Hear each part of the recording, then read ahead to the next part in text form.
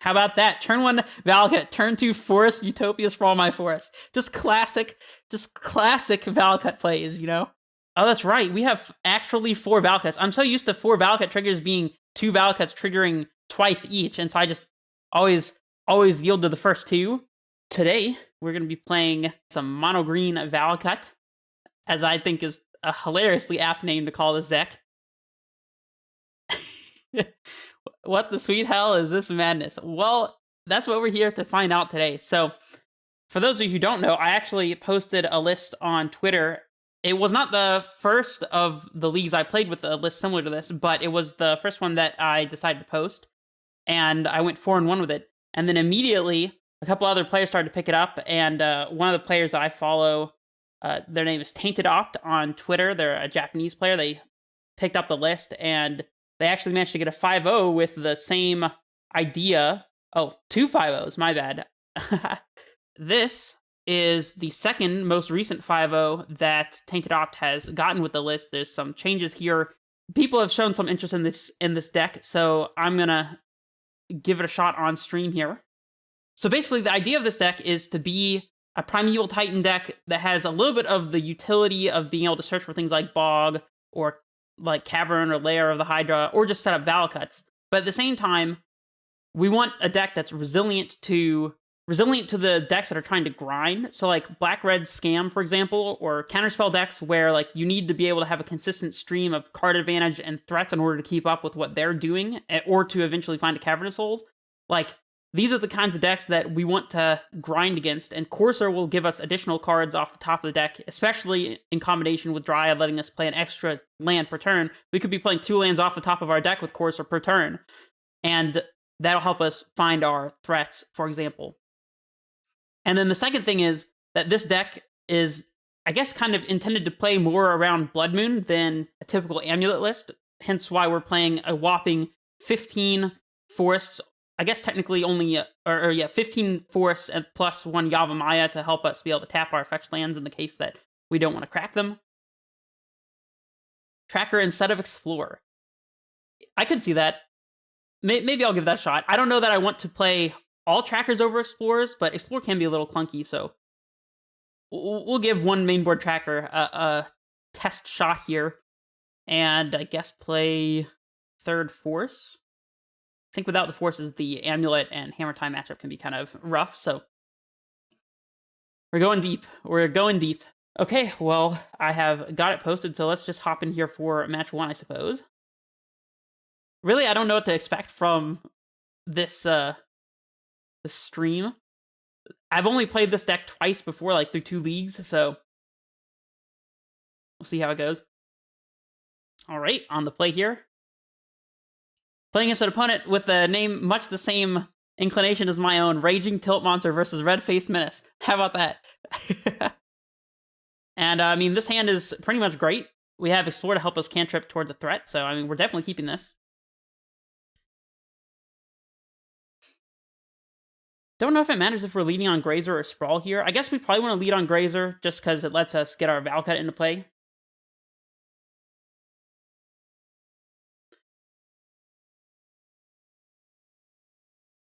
Sprawl is essentially always an untapped mana here, so leading on Grazer makes sense to me.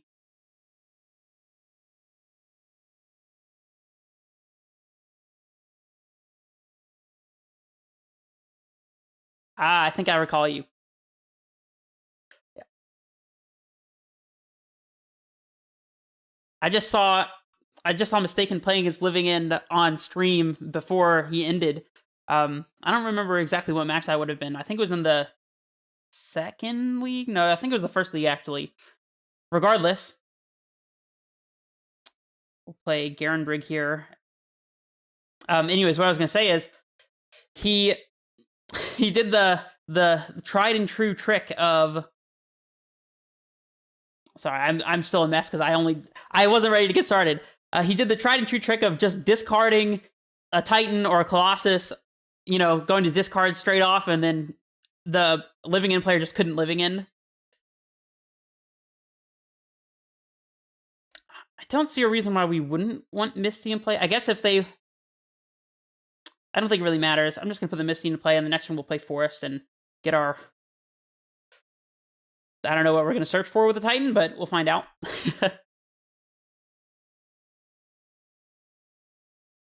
So we found our threat. We just need to find a Valakut enabler here.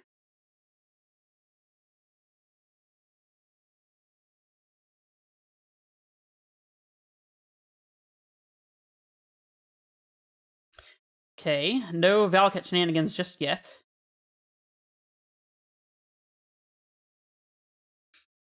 I'm going to check the deck list real quick. Just figure out what tech lands we have to search for. Probably just Valakuts, I would think. We could get Lair of the Hydra, but I think the likelihood is we're just going to need to top deck a way to Valakut away their board, or just to kill them with Valakut, so...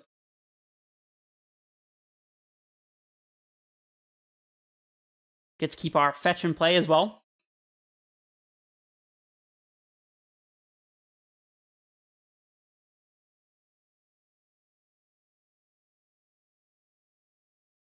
Thank you for the follow. Just set up a bunch of Valakuts here, and whenever we top deck a Prismatic Omen or Dryad, this game's over, so...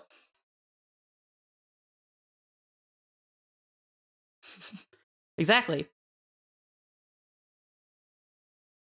It's just effortless. That's why we're playing Utopia Sprawl as our other one-drop of choice, is because, other than Grazer, it's the only other turn 1 ramp spell that consistently lets you get to a turn 3 Titan.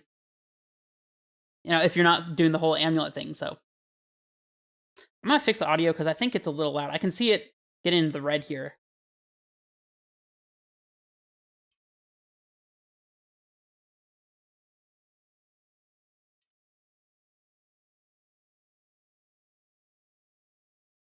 Okay, I'll try that. It's a little bit better. Yeah, definitely better.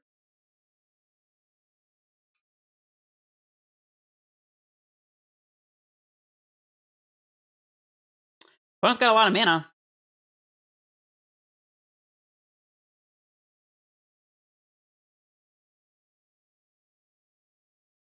And an 8/2 Ornithopter.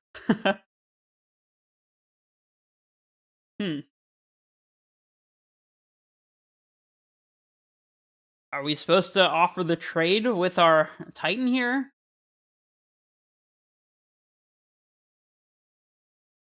I mean, if we trade with the Ornithopter, I guess they can always just get a second Ornithopter off the Saga, and they would still have a flyer, so in that case, it's probably better to keep the Titan in play. Bounce plus Pasage. See, you might think that we're playing Amulet, but we're not. I guess I could have been playing a Singleton Bounce land. I saw that in the Japanese list, but I didn't add it. Sorry, I'll update the deck list in just a second. I mean, we're definitely playing a land here. I think we're just passing. We can chump for a turn with the Grazer. Let me get the deck list up so people know what's actually going on here.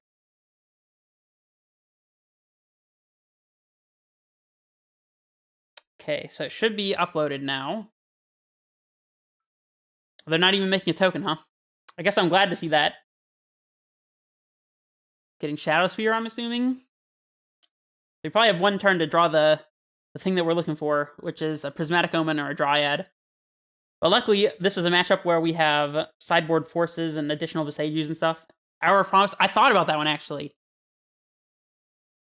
Somebody else suggested, I don't remember what it's called, it was a 4-mana sorcery that lets you look at the top 7 and put 2 lands into play. I forget what it's called. Somebody was talking about it on Twitter.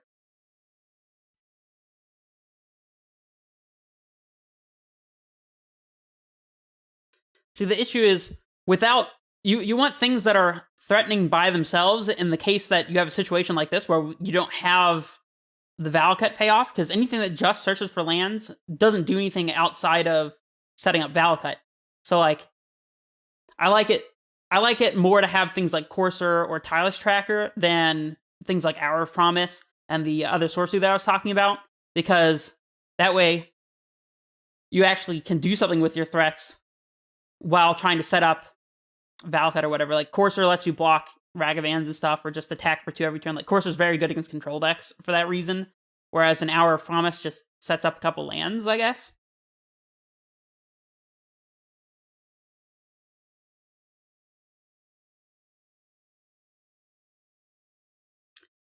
Haven't seen this one in a while. Just gonna uptick for an Ornithopter. Sure. All right, we just need to top deck. Just need to top deck our Valakut enabler, and then we are Gucci here. Lethal on board. All right, Dryad, Omen, one of those two. Let's go. Boseiju actually to kill the cranial plating might be good enough as well.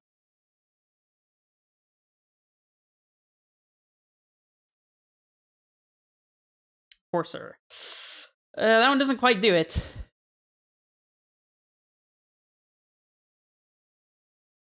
Still not technically dead. Gain some life. And Explore on top. I mean, we can draw that one and use our fetch land as a redraw if the card on top after Explore is not Valakut Enabler. Are we supposed to be attacking with Titan here? I kind of doubt it. I mean, 4th Valakut and another fetch land lets us win if... Because, like, they could have a second Black Source and be able to flash Cranial Plating, but that's still, like, killing us. I guess they can also just make Gingerbrewed unblockable, so it doesn't really matter. But it means that we'd have 2 fewer dead top decks to get the 2 lands out of our deck. And also, we'd gain another 2 life, which is kind of valuable. We know the card on top is not our payoff, so I guess attacking is probably good here. Since we're not going to be able to block Gingerbrewed anyways.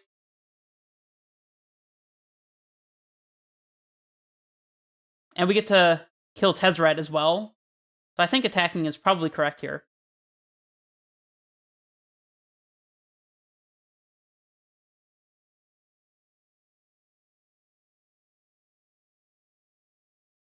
By the way, if you would like to take a look at the deck list, hopefully this command should work. Yep.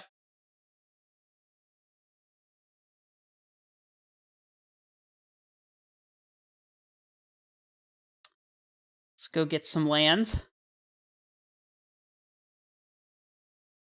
Let's get Verdant Catacombs.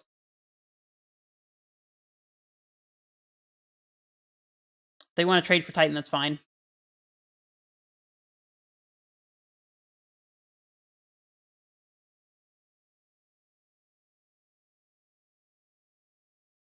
Trading as expected.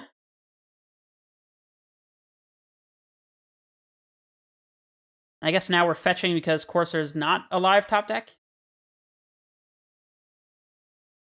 Is there a reason to fetch now? I guess so they can't, like, Galv Blast Courser in response or something like that. That way we get our guaranteed life and dry on top. That's what we like to see.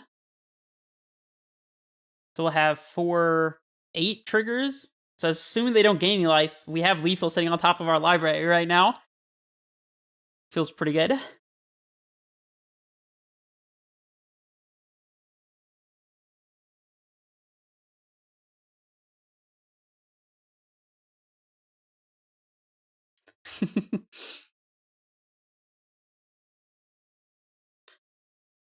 To be fair, Tireless Tracker would have been pretty good here as well.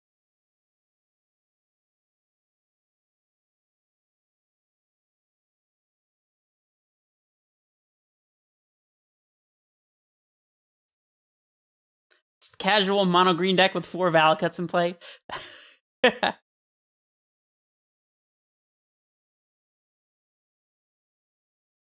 We can take 11. That's not a problem. Triggering Valakut is one of the most powerful things you can be doing with a Lands Matter deck, so any way to make Valakut a worthy enabler is a good idea, in my opinion. I think it's one of the reasons why Amulet is so successful, is just because you have the whole angle of exactly what we're doing right now. And we get to gain a life for every land that comes into play, too. And we get to play the lands off the top. This is just absolute guaranteed value right here. An opponent is dead, and it's that easy.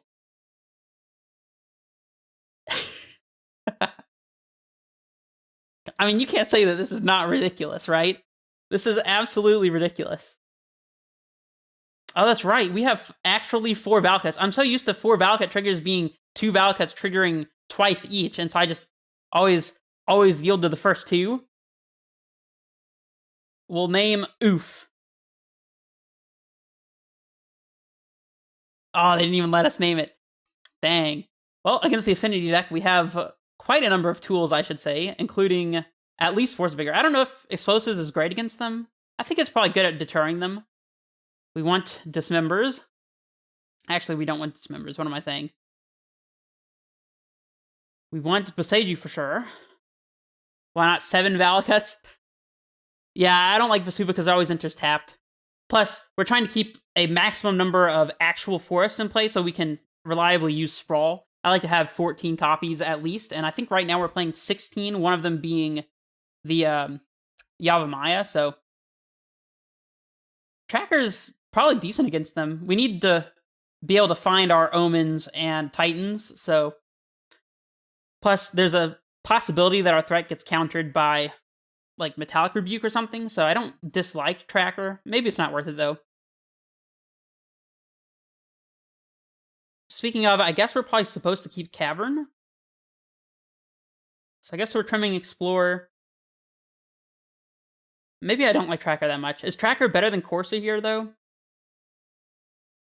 I don't know, I can't tell. I feel like Corsa drawing us cards without making us pay the mana is actually quite useful. I think Explosives is good enough to make the cut. It doesn't hit their threatening cards, but it stops them potentially from having a huge board and kills Saga tokens and stuff, so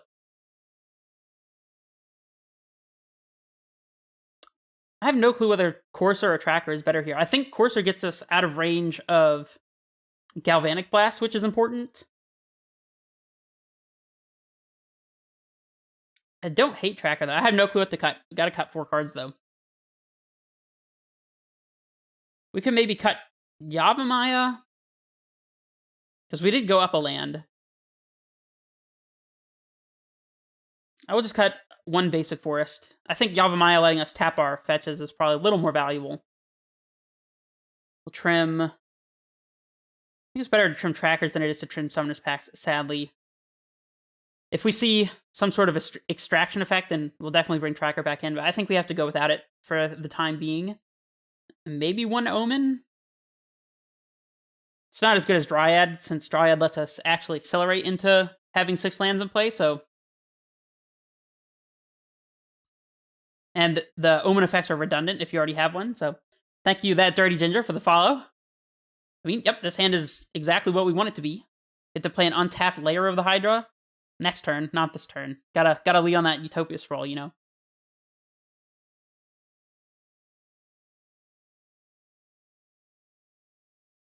And they mold a 5? I'm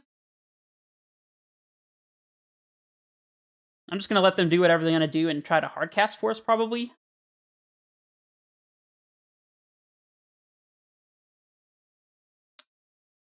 I don't think there's a reason. I guess Explosives is a potential reason to name a non-green color here, so I'm going to go with black, representing Dismember. We're going to have plenty of green mana, so and Explosives on 2 could be relevant if they have, like, a bunch of Cranial Platings or something.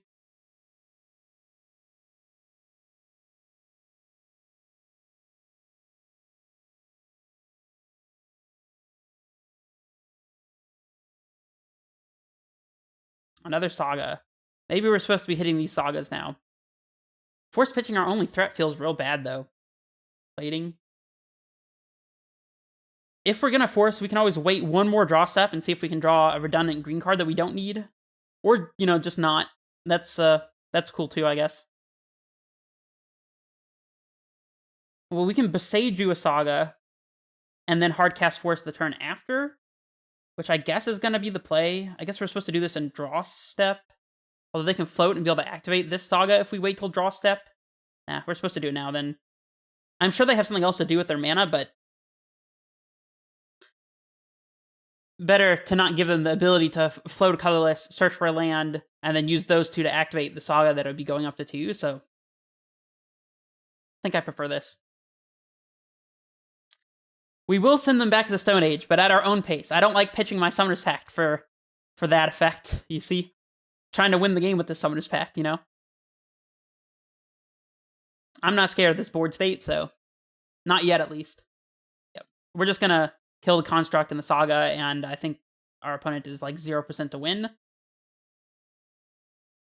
Play Garenbrig. Kill some things.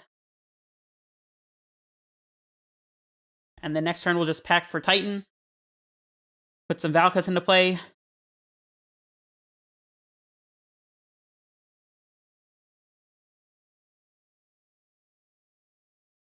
It really is this easy. I don't think this Frog Knight's going to race us quite fast enough.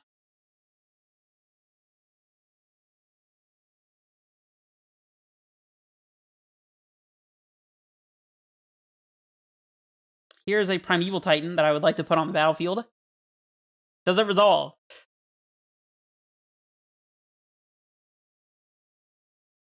We could get Valakut Fetch Land. That way we play around them top deck and Galvanic Blast. Since we have second Valakut anyways. So I guess I'm going to do that because it's free.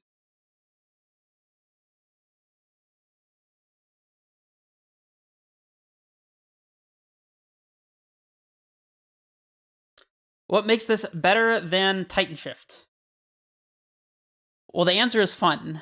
I don't know. I personally think that... Okay, so to actually answer the question, I think that the added acceleration of being able to play Garenbrigs in all 4 copies and being able to play Utopia Sprawl as a 1-drop, which would be a little harder to do if you were trying to maximize your number of mountains. Plus the fact that you can still play things like Bajuka Bog and Cavernous Souls and Lair of the Hydra, like lands that otherwise wouldn't work in a Valakut mana base. I think this makes a little more sense, at least to me. Yeah, we don't have anything to play around, so I guess we can just leave the fetch in play. We kill both their creatures. So we'll play Forest, Dryad, Valakut.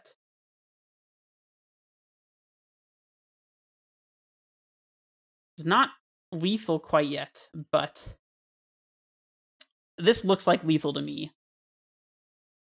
It may not be literally lethal, but could we squeeze Ren? See, I thought about that.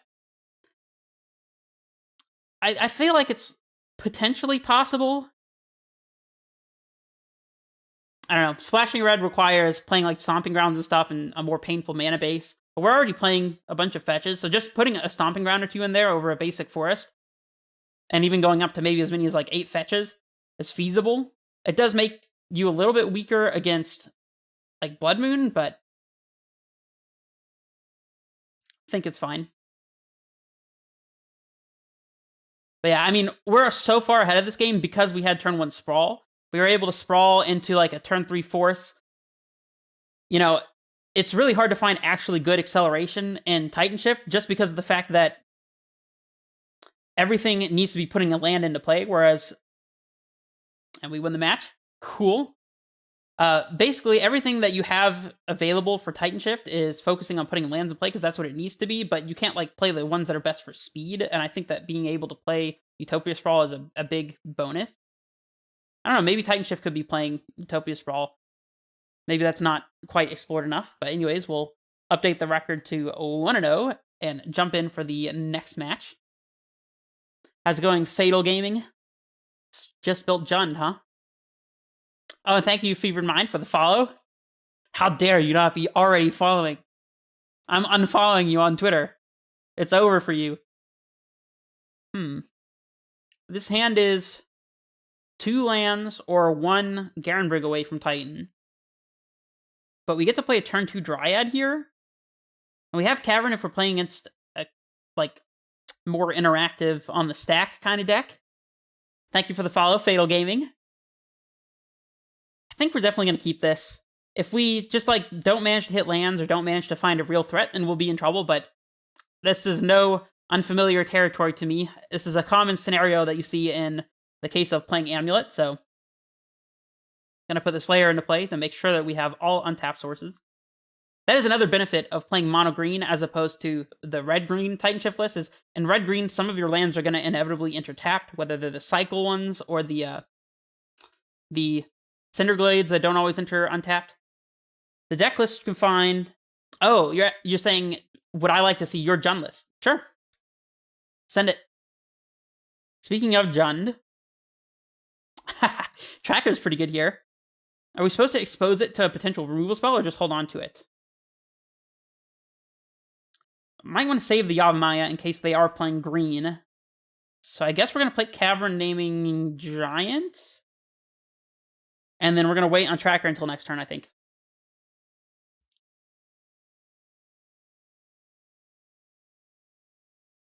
Yeah, I could see you playing Ren. I don't think that it's out of the ordinary. That's not really the way I wanted to phrase it. I don't think it would be too difficult to achieve. I don't own any Rens on Magic Online. I don't know how much they are, though, because I think they were more recently reprinted. This is not the deck I thought we were playing against. This is the Archon Creativity / Reanimator deck. Probably not great news for us, but the fact that we have an untapped land to go with, a tapped land, I guess we can go Grazer into tapped land now I think about it. I was going to say it's nice to be able to get our tapped land out of the way here, but actually we just want to put our whole hand on the table, so we'll do that. Just drew cards from Tireless Tracker, seems pretty good. No swings for the meme. Not enough fetches. I don't know. I think that it could be accomplished. Maybe you do things like cut down to only 2, or maybe even 1 Cavern, put another one in the sideboard, don't play the layer. I think you have to rework the mana base a little bit, though. But I'm going to be honest, this is only my 3rd league playing this deck list, so honestly, I don't really know what all the mana base can and can't support, so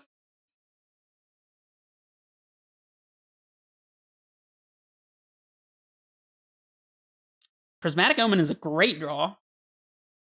Oh, you wanted to have a token in play to be able to do the creativity thing, huh? Is that the case? Got bad news for you. Fetch land. Heck yeah. Heck yeah. Dude, we are doing it.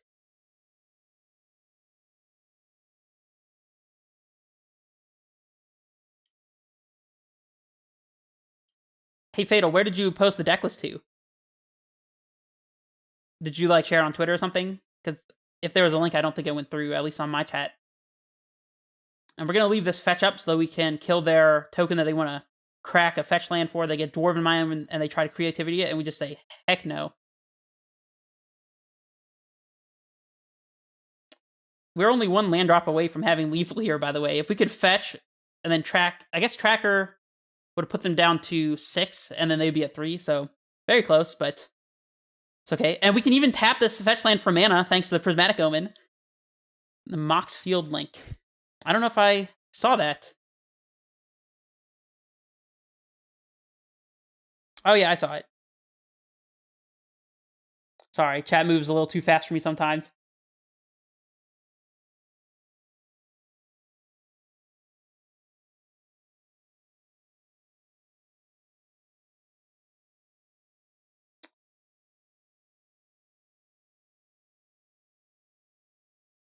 Ooh, Korshak Menace. This was one of the cards that I played when I just started playing Magic. I always thought it was awesome. Got a bit of a Counters theme going on here. Pretty sick deck. Playing the Utopia Sprawl. Tech.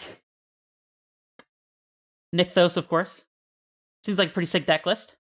We're getting our Tracker bolted. I mean, should I go for the value and fetch because it's unlikely they can creativity here and get the extra token? I mean, I feel like there's no reason not to do that, and we can still just save the Tracker by cracking Clue and buffing up, so I don't really see a downside to this exactly, but because our opponent's going to be dead this upcoming turn. Like, 3 lands does not do it.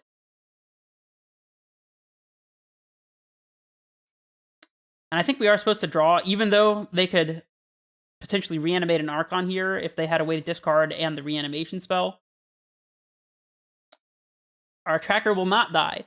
Thank you for trying, though. Renin 6 to ping. Our opponent is very dead. I'm calling it now. Opponent is probably dead. Dwarven Mine. Summoner's Pact. That looks like lethal to me. Feels a lot like lethal, I would say. That's what I thought. Cool. Just blazing through games here like nobody's business. Gonna play some explosives and dismembers to kill those tokens. Boseiju actually happens to hit enchantments if they want to try to creativity enchantments through, or like clue tokens or whatever. They have the attacking with the 2/2 from the Fable that makes tokens that they sometimes target, but I don't know, maybe it's not good enough. They could potentially have like Alpine Moon as well, though, so I think it's worth having. Relic in case they're trying to reanimate. And Bajuka Bog seems a little unnecessary, but I don't think it's bad necessarily. You can trim some caverns to make room for these because they're not going to be playing counter magic. I think maybe this is a little too fast for Explorer. Yeah, the Rhythm of the Wild for haste is pretty sweet. I do not know how I just told it to sort, but that is not how I wanted it to sort.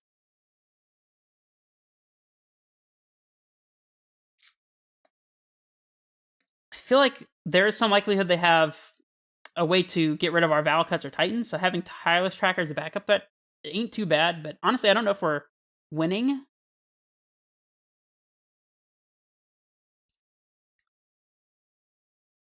We could have Endurance for the reanimation aspect as well.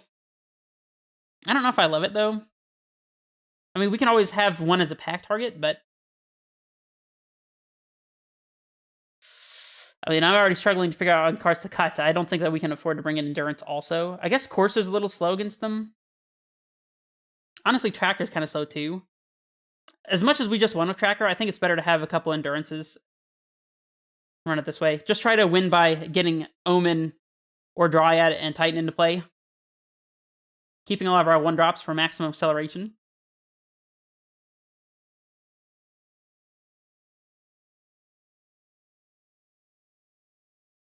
Luckily, we're going to be on the play for Game 3 if it comes to that, so being on the play is definitely a big advantage in a matchup like this.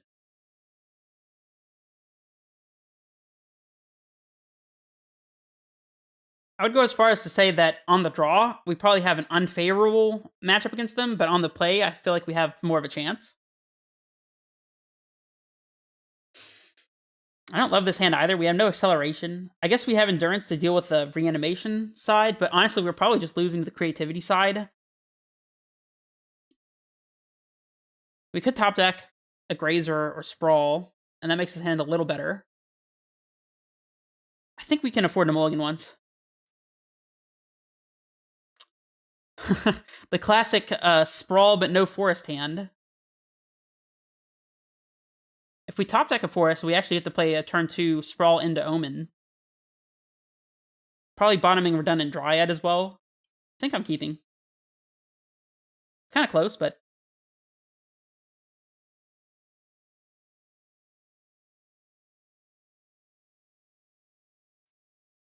Alright, we need basic forest off the top. Ooh, Thoughtseize. I guess they take Sprawl? As weird as that is. Maybe taking Omen is right, so they can use Archon to get the Dryad off the table? I don't know. I would be pretty tempted to take Sprawl here, though, to be honest. Even though I have no actual forest to enchant.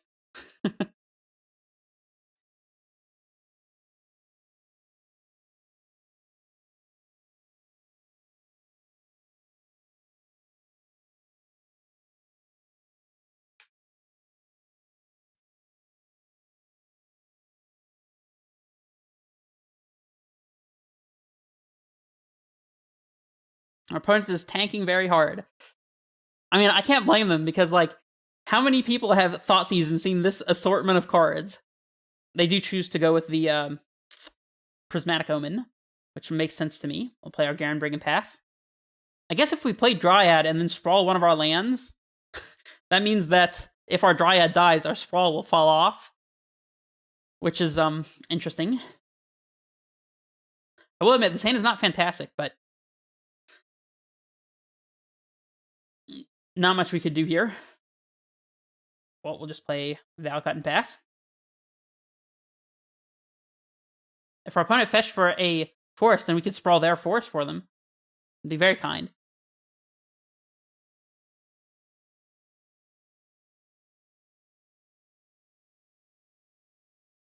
Yep, we are in hyper slow motion.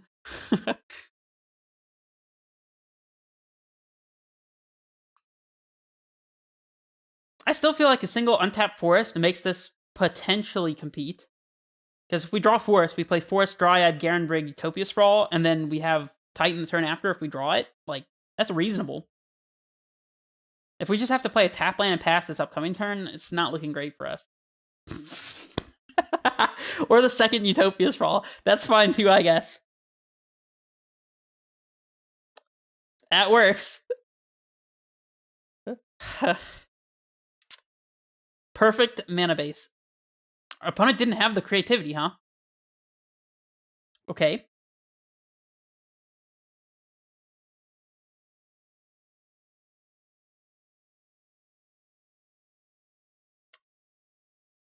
I guess let's name black again for explosives on 3, perhaps? Now any land off the top is triggering Valakut twice. Fetch land is literally lethal. I guess we want to not play the Sprawl, so if they do Archon us, we can still have a Dryad in hand.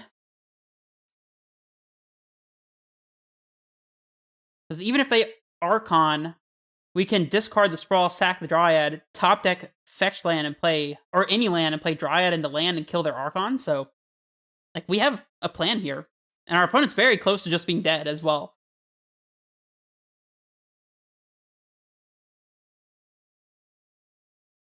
I almost snapped off the Sprawl just out of habit, being like, oh, we can cast this now, so let's cast it. Nope. It's more valuable as a card in hand. Take that, Utopia Sprawl. That's what I think of you.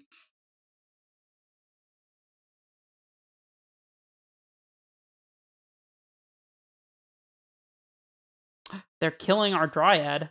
No, they're doing 2 damage to it? Okay. I guess they have the split card, Dead and Gone, something like that. Actually, it doesn't make sense why they would be playing that specifically. They could have, like, a Bolt or something. I mean, if we top deck a fetch land, they're literally just dead. Okay, they have the Bolt. I mean, they're still literally just dead if we top deck a fetch land. So, like, fetch land one time, please. Layer of the Hydra. I mean, we get to kill both their tokens, and they can't creativity us if we do that, so... Oh, wait. This is already the requisite number of manas. Also, Layer of the Hydra does just attack our opponent, so, like, that's not to be understated, considering their life total is 11. I don't really know how that happened, to be honest.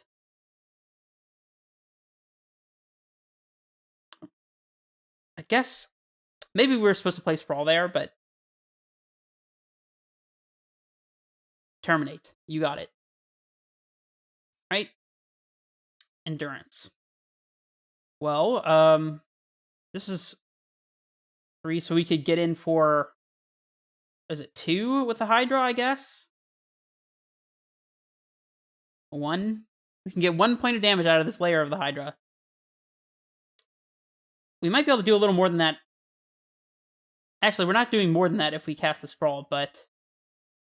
If we cast the Sprawl and they go for an Archon, then we end up having to lose the Endurance? Honestly, if they put an Archon into play, I don't think we're winning regardless, so... Just go for the value. This one will name green, of course. This right here represents Endurance mana by itself, so... Guess we're attacking for 1? I mean, this might be really bad. I don't think we need to worry about losing the land if they kill it.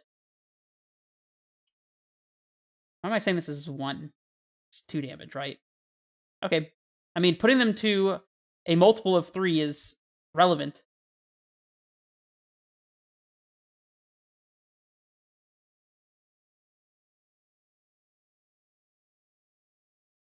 Now, if they go for the reanimate angle, we have Endurance to cover that. A Dwarven Mine for a creature token, of course. Alright, well, let's just not get creativity, please.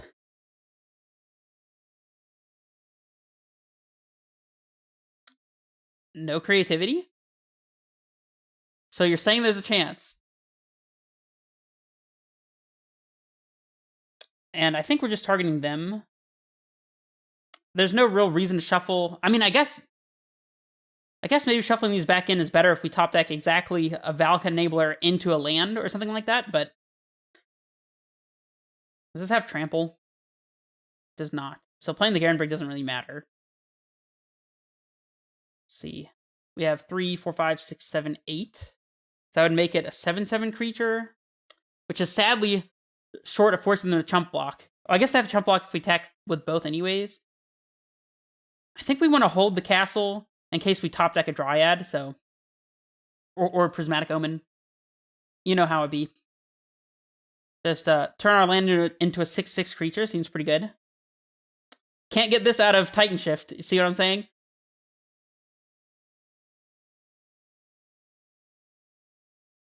I'd like to see Titan Shift do that.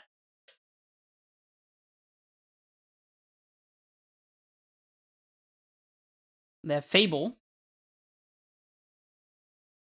So they're still not quite dead, is what I'm hearing. I'm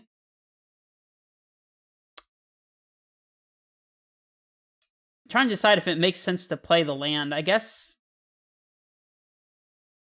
it does not. I don't know. It's probably fine to play the land. In fact, I am going to, actually. Just make a giant layer of the Hydra. Now I think about it, we could have left a mana up to be able to activate the layer at instant speed in case we wanted to like sacrifice an Archon or something, but it's whatever. Thank you, MTG B-dubs, for the follow. Appreciate that. Our opponent is down to almost dead.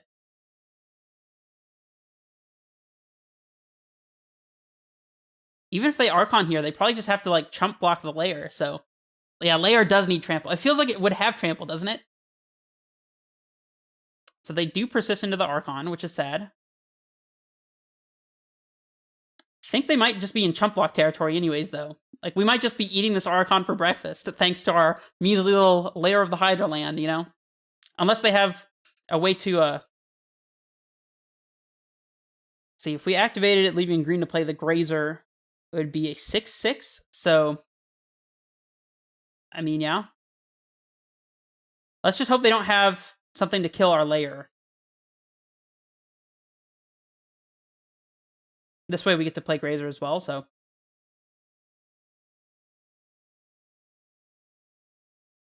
I will take one free Archon of Cruelty, please, and thank you.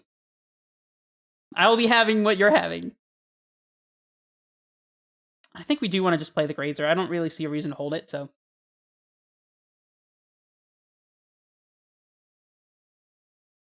We're winning with lands, but not the way that you thought we would be winning with lands. You see what I mean? Yep. Our opponent is managing to stay alive, but barely. And they only have one Dwarven Mine left. That's an interesting one. I don't think there's anything we can, like, haste here, though. And we probably want to force them to chump block with the Reflection, believe it or not. 3, 4, 5, 6. We'd only have 2 mana up, so it's not like we can pack for Dryad, play Dryad, and still be able to attack with Layer and force them to block, sadly.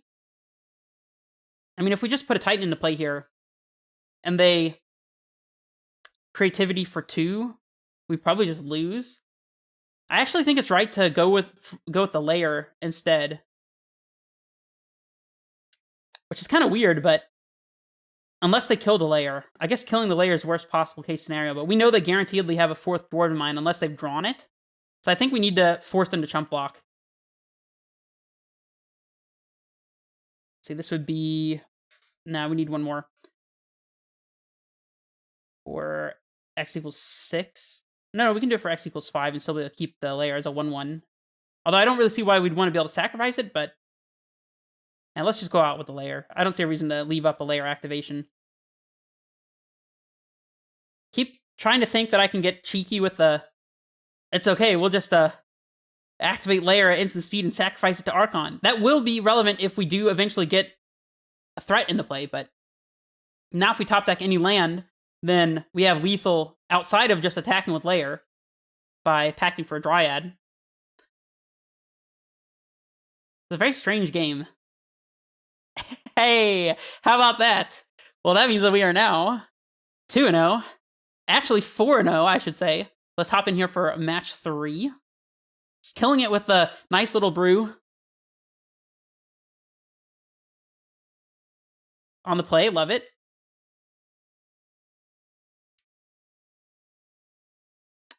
Turn to Dryad or Courser. How do you say sign me up? Sign me up. Playing against a Gigantha deck. Could be Shadow, could be Prowess. I think it's more likely to be Prowess, honestly, but I mean, this hand's fantastic against Prowess. Can you imagine going turn 1 Grazer, turn 2 Courser against Prowess? Like, what the heck? I'm going to play the Boseiju. If they want to Blood Moon us, then so be it. I'd rather hold the fetch land just in case it becomes relevant. Probably going to be cracking fetch on turn 2 to play, I'm assuming Courser, to make sure we can hit all of our land drops. Scalding Tarn.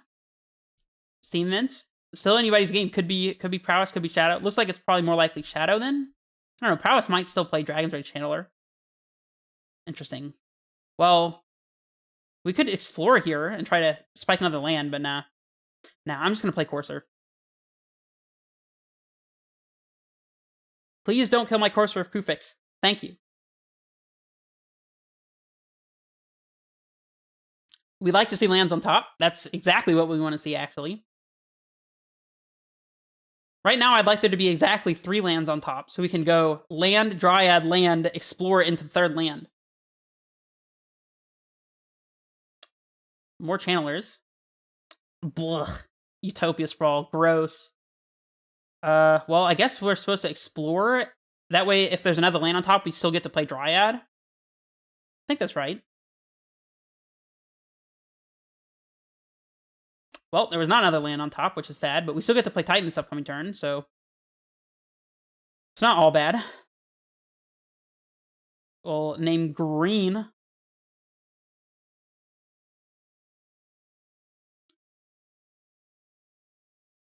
I don't think I want to lose Courser to a Bolt, actually, so I'm not going to attack. Worth considering for a second there, though. I am, in fact, saying I'd value my Courser more than a Dragon's Rage Channeler and Lightning Bolt from our opponent. That is exactly what I just said. Iteration. I think we're in pretty good shape here, actually. Wish we were not top decking this Grazer. But then again, Grazer as another chump blocker is potentially interesting. Still haven't seen any black mana from our opponent, so they could be on Prowess, they could be on Shadow, there's no way to know. Although I guess, do they fetch for a tapped Steam? So it looks like maybe they did before. Maybe I missed that. If they fetch for this tap, then it's probably instead just Blue-Red Prowess. Or Murktide playing Gigantha. That doesn't make any sense. They literally couldn't play Murktide if they were playing Gigantha, so just Blue-Red Prowess.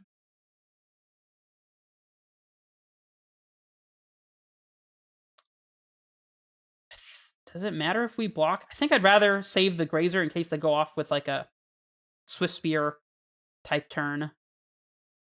We can always block with the Grazer later if we feel like we need to. Plus, we're about to gain so much life. It's about to be insane. We'll start by playing land.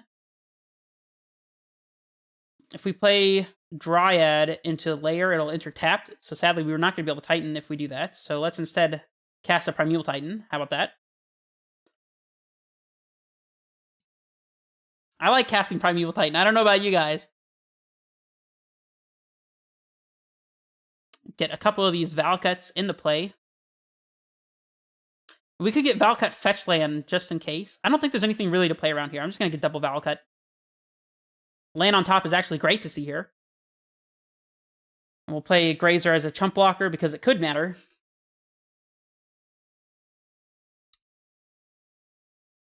Making us click done to represent as if we had a land in hand. Dude, Courser's actually doing so much work this game. Am I attacking yet? I think I'm attacking. Take it. Got a couple Grazers to chump block.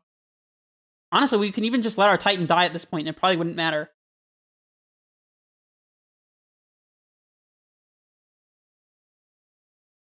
feeling pretty strongly good about our spot, gotta say.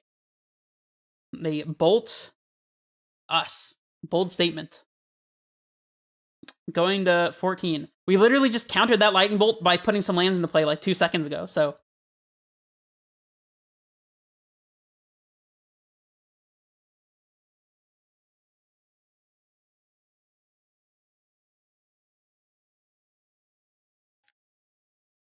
Our opponent is digging deep.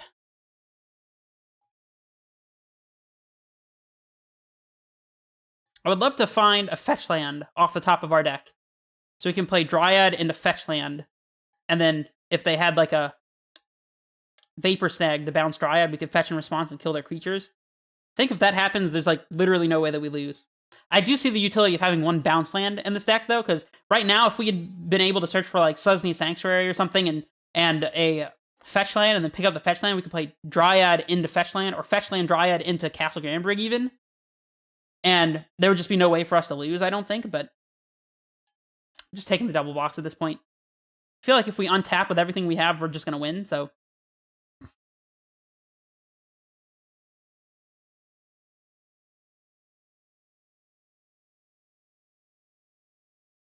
Bolt? Titan, so they have double bolt. Well, they are about to be double dead, so. We just need a second land to be on top there. I mean, if not, we just get to kill the channelers and be in good shape, so.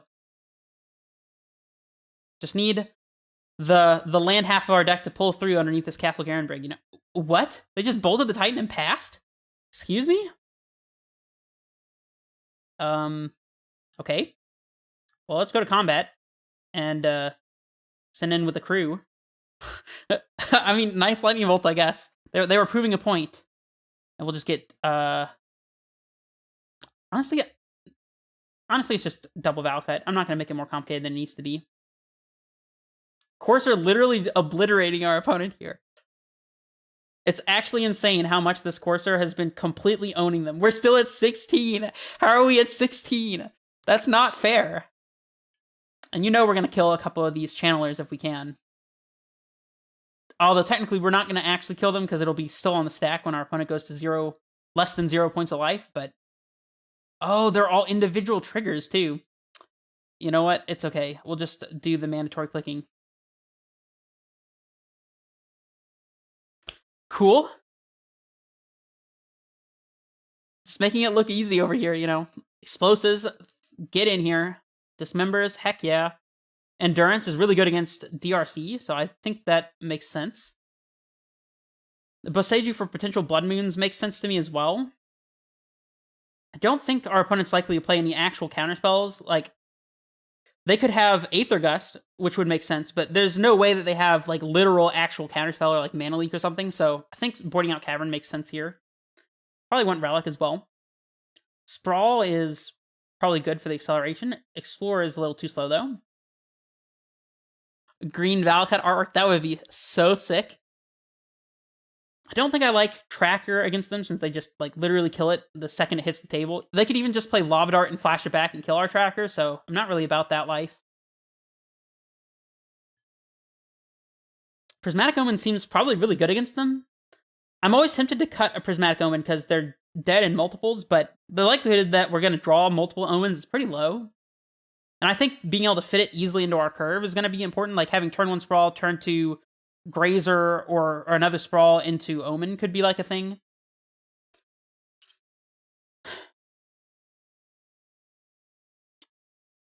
Maybe 3 Endurance is too much? I don't think so, though, because they could play something like Underworld Breach as well. Horse is obviously good here. I think we're definitely trimming an Omen. Maybe it's 2 Omens and something else, like a Pact. Probably can't afford to be tapping out the turn after we Pact in case they have interaction for our first Titan cast, so. I don't think we can afford to go less than 3 Summoners Pacts, though, because we just don't really have that many threats to top deck. There was a previous version where I had Elder Gargaroth in the sideboard. I think that would be potentially good. This hand looks pretty good. Honestly, we're probably just slamming Explosives on turn 1 and popping it on turn 2 so we get the turn 3 Courser. It really just shows our hand face up on the table, but is what it is. We'd like to draw any 1-drop. Or not. That's cool too. Thank you for the kind words. I'm currently trying to decide if we're playing this explosives or not. I feel like we get more value if we wait. I don't know if it's worth the potential life total detriment, though. Because if we play explosives now, they're just not going to play any more 1-drops. I feel like I'm going to wait, though. Might get punished for this, but I'd rather be able to hit a couple more channelers or like a Soul Scar Mage or Swift Spear or something, if they have it. Glad to hear that you're enjoying Amulet Titan. Let me know if you have any questions about the deck. I'd be happy to answer them.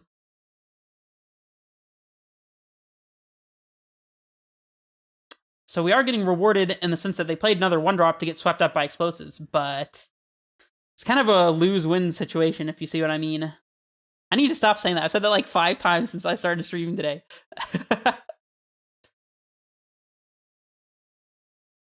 Does our opponent not have another land drop? Is that what's happening here?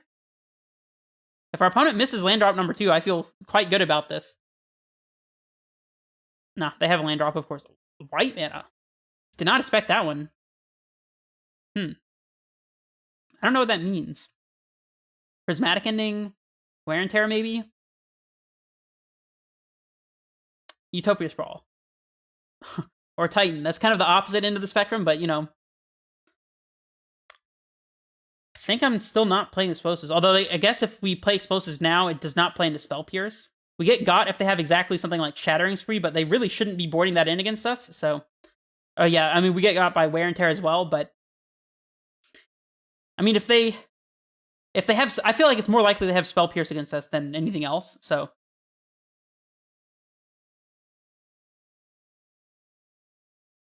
Yeah. I mean, we took an extra 2 damage or so. Although, I guess technically they would have just waited on the Swift Spear until we pop Explosives.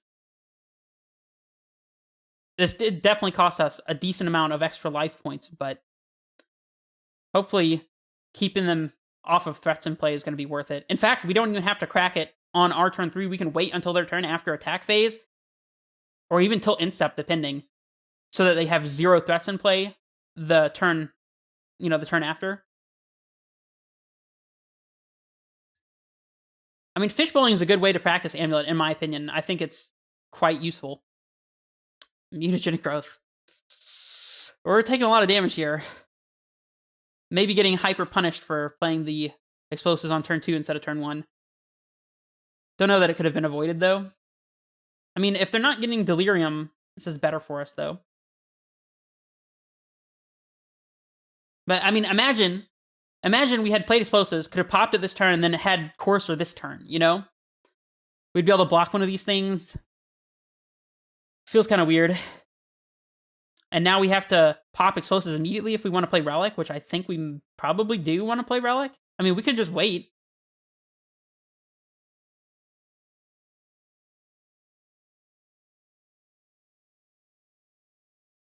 I mean, we're going to have to crack Explosives pre-combat anyways, so do it now. We'll activate so we can get that sweet, sweet F6 value.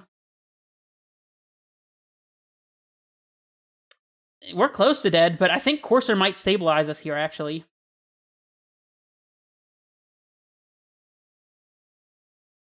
We just need them not to have Lava Dart. That would be like worst case scenario. Even Blood Moon literally does not matter here. Land is great for them to have. I really like to see them playing land. I'm a little scared that they shocked it in, though. Like, I guess they're planning on playing a 1-drop and buying Gigantha.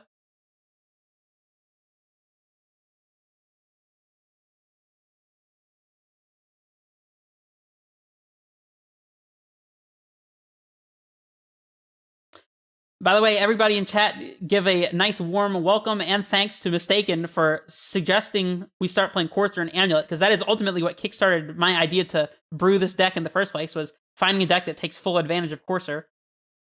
So, they do play Underworld Breach. Oh my. I guess our best draw is a second Explosives. So we can play it on 0. This feels really bad. I feel like we're probably dead. That's 4 from the mutagenic growth, 5, 6, 7, plus another 1 from the bobble. Oh, they have to use 3 to buy it back, though. I think this looks... It's not quite lethal. Not technically lethal, but we're definitely dead here, so... I guess we could still draw explosives. Oh, no, it is literally lethal. I mean, that's all the better, because the less time we have to spend wondering, the better. I mean, the fact they have breach does not make me want force more than I already wanted it before. Yeah, I don't really think I want to change anything. I'm just run it back and be on the play this time and have a 1-drop, hopefully. Turn 1, Arboreal Grazer. That's what we want. Or I'll take turn 1 Utopia Sprawl into turn 2 Courser. I'll take that too.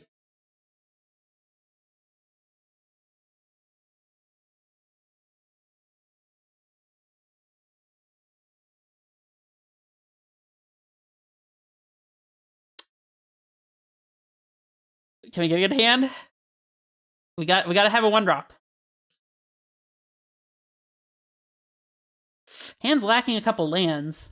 This is the kind of example where I would much rather even have a Courser than this Dryad right here, but we're definitely keeping. And this Yavimaya lets us get the synergy value of not having to actually crack our fetch land if we want to tap it for mana, so. Got the synergies going. Got the natural Bajuka Bog doing literally nothing because we just had it in our opening hand, which is fine, I guess.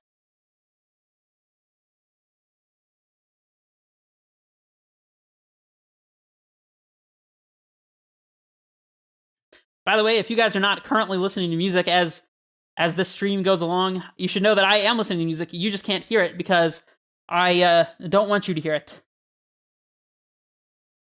That would not be good.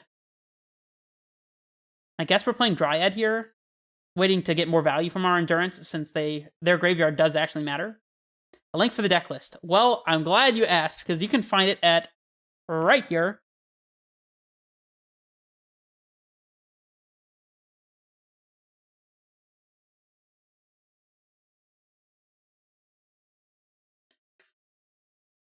We need to draw some of these lands.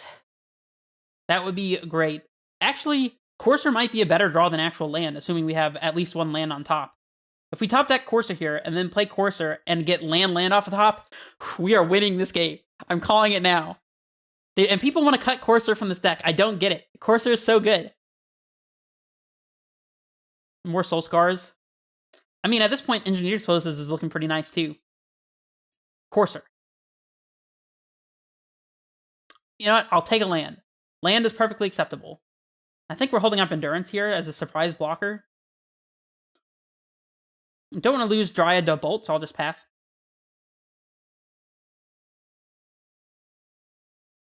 I don't think putting a second Dryad into play really matters. I mean, I guess it could if we top deck and untap Source and play Titan and they Vapor Snag our currently existing Dryad, but I think the utility of them thinking they have lethal and then we flash in Endurance and they all of a sudden don't have lethal anymore, it's probably a little better than playing around specifically Vapor Snag, because it's not like we're losing in that scenario. It just means that we're not getting Valakut triggers immediately, but I can live with that. Maybe I'm getting too cheeky, though, with the Endurance here. I think the right place to pitch Primeval Titan to Endurance. Magus. Well, let's go ahead and get this basic force right here. And now we're rewarded for holding the Dryad, because this is going to unlock our green mana if we don't manage to top deck a basic forest. We'll play our Endurance immediately. We do have Dismembers to kill Magus, but we can also just, like, literally draw lands and play Primeval Titan the natural way, so... I mean, that would be good, too. Land. Another Endurance. Not quite doing it, but that's okay. We'll play our Dryad here, unlock our green mana, and then just play Endurance next turn when we top deck the land we're missing. Kind of want to attack, actually. Is that crazy? I feel like it's a little crazy, but I'm definitely doing it. I'm the aggressive deck now. Take that, mono red. I hope they have like 3 expressive iterations in hand. Manamorphose. Okay, well now I hope they don't have any expressive iterations in hand. They floated a blue. You know what that means.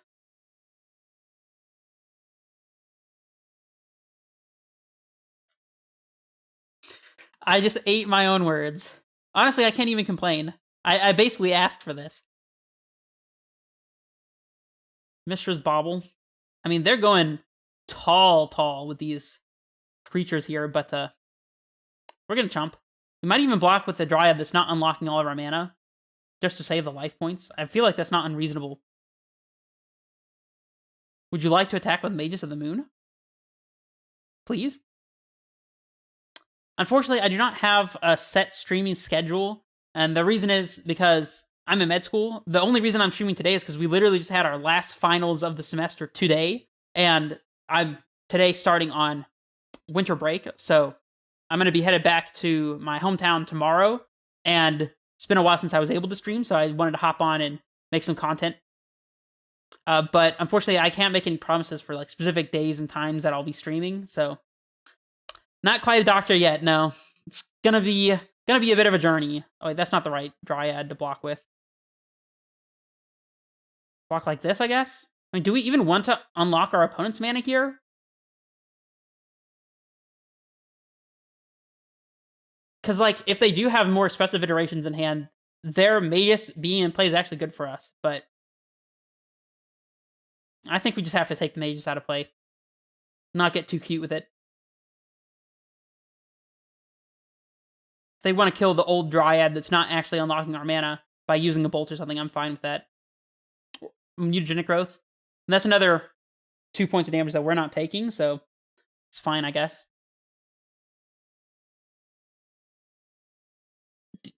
I can't believe you're saying that med school sounds insane when you're literally going for a PhD in Chem E, as if that's not insanely difficult. Why not double block the Magus? Because I absolutely, under no circumstances, want this Dryad to die in the case that this Magus survives, because this Dryad is what's giving us green mana. Also, I did not realize our opponent would be drawing 2 cards with Bauble, which is kind of scary, but any situation in which they kill the remaining Dryad, rough. No! I mean, at least we get to Endurance here because they did this during our turn, but I guess they just drew the bolt off the Bauble, probably.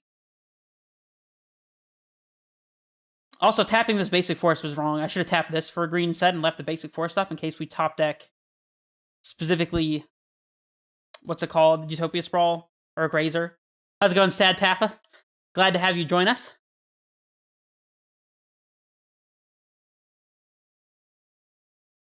Kimmy is really hard. I know it's really hard. And now we're getting owned by Magus again. How nuts is it to just swing all and have our opponent dead in 2 turns? That's gotta be nuts, right? And all we have to do is top deck 1 basic forest. We can do that, right? This is another reason, by the way, for Fevered Mind, since we were talking earlier about potentially splashing red. This is a scenario where just having actual basic forests over additional fetches and stuff is better against specifically Blood Moon. Like the whole one of the points of designing the deck this way was so that we would be able to easily play through Blood Moon, just having a ton of straight basic forests. So Swift Spear is kind of scary. We might be pricing the blocking with our endurances and accepting them being dead to a flurry of burn spells, but that said, if our opponent gives us a chance to actually kill Magus, we can just slam Titan. We literally... Oh, well, no. Yeah, we can. We have double green. What am I saying? We have all the green we need. What am I saying?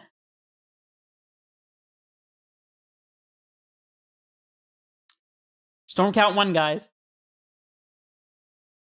Make sure you keep track. Don't misrepresent the game state, you know?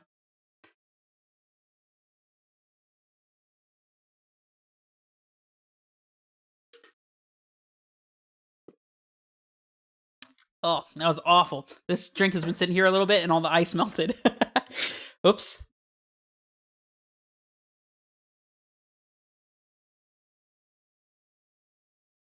They thought long and hard about whether they're sending any of their crew into the oncoming train. I don't know. I couldn't think of what to say. I guess if they have double bolt here, we're taking exactly 12. If they have dart, flashback, we're taking 2, 6. So dart, flashback, and a spell is lethal. I'm pretty sure. Because it would be 6, 7, 8, 9, 10. As long as they have burn spell plus dart. I think we have to block like this, though. If they double dart to shrink endurance down to a 1-2, then we still don't even get the mages out of play. I feel like we have no choice but to block this way, though, unfortunately. Just accepting being dead to double bolt. Oh, there's one of them. Oh, they bolt the endurance. That makes sense. I mean, this still worked out better for us. Forest. Ugh. I mean, it's a blocker, so we'll take it, but ugh. That is not a forest. Still not too late. We could still top deck forest. We're not quite out of... We're not quite into being dead to bolt range yet. Although we might be about to be. I keep trying to block this Magus and get out of play. Our opponent just will not let that happen. Insane. Oh, they buy Gigantha. That's got to be good for us. All right, Forest. One time Forest. Please, Forest. Forest. Okay, well, Dryad actually is not too bad. We'll just sit here twiddling our thumbs, you know. Now, any land does it, though. So, now we can extra complain about getting unlucky if we don't top deck the land. Because it could be literally any land. Any land. No attacks? Land. Okay, that one's pretty good, not gonna lie. Are we supposed to play it on 3? No way, dude. Absolutely no way. Not tapping this Space of Force, though. Oh, wait, what am I doing? This needs to be on 1 anyways. Sorry, Grazer. You did nothing wrong, but still, this is your fate. Don't think we're blowing it up yet, either. There's no reason to do it now. I guess if we blow it up now, we could attack with our creatures. That actually does seem relevant, to be honest. Although, in that case, we're like playing really poorly into another 1-drop, but clearly they're not playing around explosives, so they would have to top deck a hasty, like, Swift Spear or something to punish this. Although we don't have Razor to block. Okay, well, I guess I'm attacking with just Dryad then? I didn't realize that our own Grazer would be dying. We popped explosives for 2 points of damage. Hopefully it becomes relevant. It probably is better to wait. I didn't realize that our Grazer would be dying. I thought that we could swing with both creatures and rely on Grazer to block. But for some reason, it's just totally blanked in my mind that we wouldn't have Grazer anymore, so...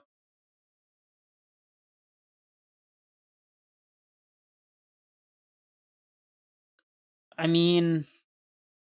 I'm not dying to double bolt, so... They probably have the blue spell in hand, but... I mean, we literally just get to untap and kill them with Titan because of this, so... And also, dying to double bolt doesn't seem great, so... I think our opponent's dead. I think our opponent is dead. I mean, I have to block there, right? In fact, I'm pretty sure I actively want to block there. So, yeah, opponent, thanks for playing. That Magus was doing a lot of work. Although, I mean, to be fair, we just unlocked our mana. So, like I said, any land was going to be Titan mana. It's obvious that the card we have is Titan because we literally have had 1 card in hand for the last, like, 5 turns. So, yeah, I mean, now they're just dead, so... And fetch land to boot. Sure. I think I'm waiting on the fetch land until Titan comes into play, so... So, I mean, the Magus wasn't doing that much work because we still had all the great mana we needed, but it was stopping them from just being dead to Valakut, and now they're just dead to Valakut, so... But regardless, that means that we are now 3-0. Just like that. And let's jump in here for match 4. This deck is actually kind of cracked.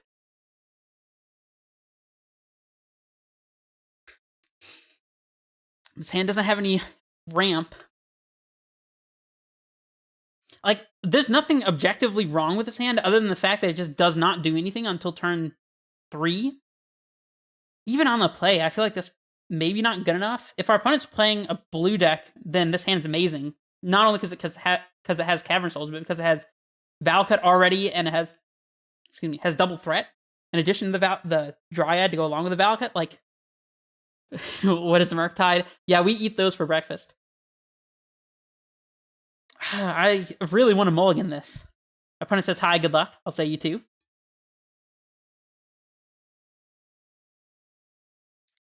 I just really want to have that turn 1 ramp. Although I guess it doesn't mean as much if we're not actually getting Titan mana because we mulliganed. It's a real risk to keep this, but you'd keep it, you don't know anything. I think it's a defensible keep. It really depends on how fast our opponent is. We're on the play, so I'm going to give it the benefit of the doubt, but I think there's a strong likelihood this hand is just too slow. Still need to top deck 2 lands, or Garen Brig. Lead on Valakut. Hold this fetch land until the last possible moment.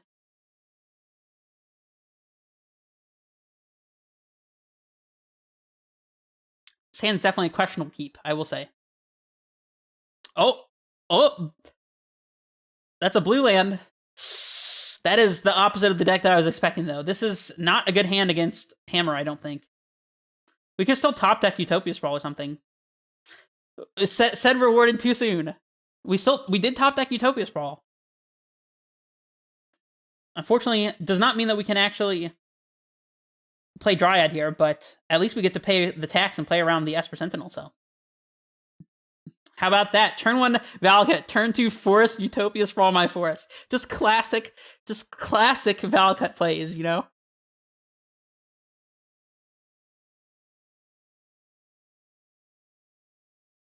We both thought too soon. I thought the Hallowed Fountain was good news, but little did I know. Now any land just lets us turn 4 Titan here, so looking pretty good. Our opponent doesn't seem to have the hammer things, so that's good. Bing, bang, put some lands into play. Have lethal next turn, sounds good. If we could top deck another land, then we probably have actual lethal next turn. Double Valakut would give us 3 times 2 is 6, 18 damage. So actually, no, we still have lethal even if we have to fetch for it. Or even if we can't fetch, it's still lethal, but, you know. Well, opponent, win right now. That's what I'm telling you. For what it's worth, I actually think Hammer Time is a really cool deck. It's one of the few other decks that I own in paper. I played it a bit. But, yeah, I don't think this is going to be good enough, opponent. I'm very sorry. Actually, I'm not, but Castle means that we have super extra uber lethal, so I do like me some super extra uber lethal. Cannot deny that as a fact.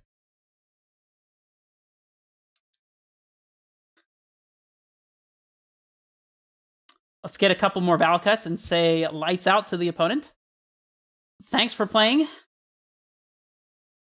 Go upstairs. See if they have the main board Path to Exile or March of Otherworldly Light, which are always only in the sideboard.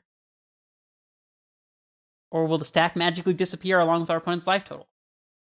I think we all know the answer to that question. Okay. We'll bring in literally all of the hate that we have for this matchup. Just like stacks and stacks upon piles and piles of hate. Okay, so Explorer is obviously really bad against the Esper Sentinel deck. Cavern is good against specifically Mana Leak, but I doubt that they play it.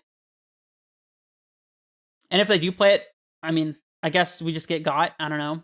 Trim 1 Prismatic, again, because of Esper Sentinel. Although Prismatic is, like, still good. Courser's good against them, but not great.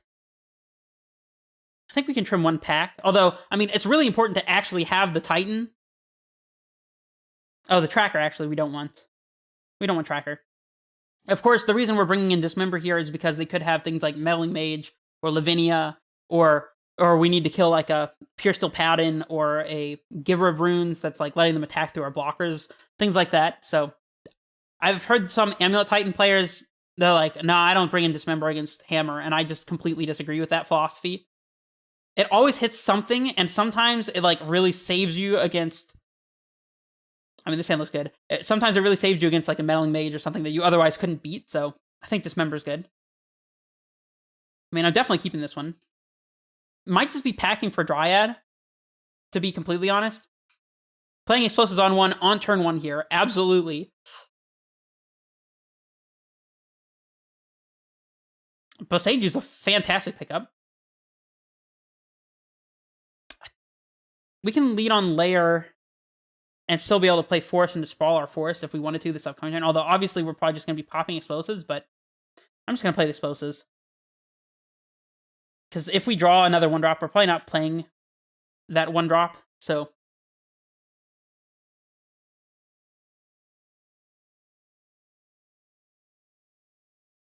Of course, the reason why we're playing 1 Lair is because there are situations against control opponents where you don't have another threat, and you don't want to just go all in on Valakut because you don't have a Dryad or a Prismatic Omen in play or whatever, and like you want to be able to search for a land that's threatening and like a cavern to force down the next threat or something like that. And so I even thought about playing a 2nd Lair. I think that being able to just get double Lair off of a Titan ETB against grindy opponents could be quite good, but I didn't want to cut one of the actual forests for that, because there have been hands where it's just like Garandrig, Boseiju, and then if your 1 forest was a Lair of the Hydra, for example, then all of a sudden you can't actually use your Utopia Sprawls, so playing forest here. Yeah, any 6 green fetches work. It doesn't matter, as long as they say the word forest on them. In reality, it should be one of all of the 4 and then 2 additional, just to play around Pithing Needle, but I'm just too lazy to do that, and these are the ones that I own on Magic Online, so I'm just playing 3 and 3, but it doesn't really matter. Opponent is letting us blow Explosives on 1, because they're cantripping. I guess they could actually have Blacksmith skill to save the hammer, so we're probably not supposed to Explosives until they tap out. Which is kind of awkward, but...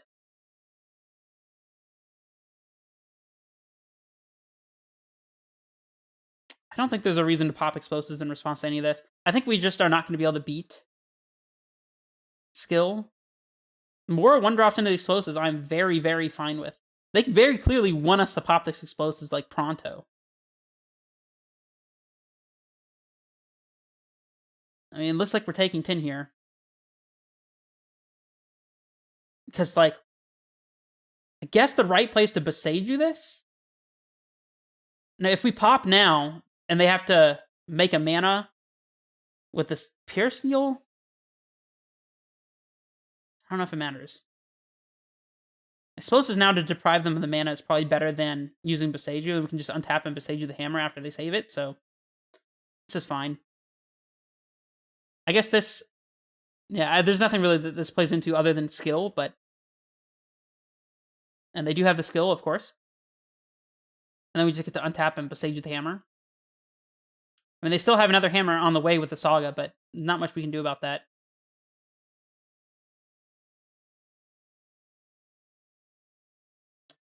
Yavimaya is interesting. Guess we might as well play that so we can start playing out our fetches preemptively. And we're supposed to Boseiju this now to play around... Yeah, we have to Boseiju this. We can't wait for a Shadow Spear or something to play around another skill. We have to snap off the Boseiju and just hope our opponent doesn't have another one. If they have another one, then it's just bad beats. Although they currently don't have enough artifacts to do the thing, so they can activate for a token, play another hammer, and have any like 0 or 1-drop artifact, and then we're still just dead here, so... We don't really have any great pack targets here either, because we'll probably just have to chump block with whatever we packed for. So maybe just Courser to gain an extra life or something. No, definitely Dryad to get as many lands in play as possible. They have Skill Shaper's Gift.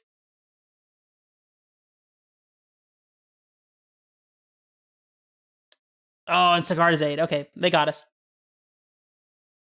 I mean, honestly, this deck is really fun to play. What are you missing?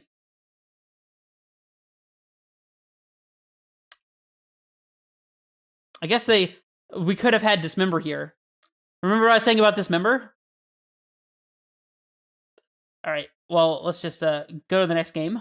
It's okay. They had a really good start, and we had kind of a slow start. So, then they had the skill. Really, is what killed us. That blacksmith skill is what tore us apart. Oh, is there anything that we want to change? I don't really think so, to be honest. So I'm just gonna run it back. On the play, let's get a 1-drop hand, please. Man, these hands have just been so awkward. I mean, we're probably supposed to keep this because we have almost Titan mana, we have Dryad to accelerate, we have natural Valakut and Fetch Land to go along with it, and we have interaction. But like, this hand is not fast by any means. I mean, if we mulligan, we could fight a hand with Force as well. I think I'm just gonna keep it though.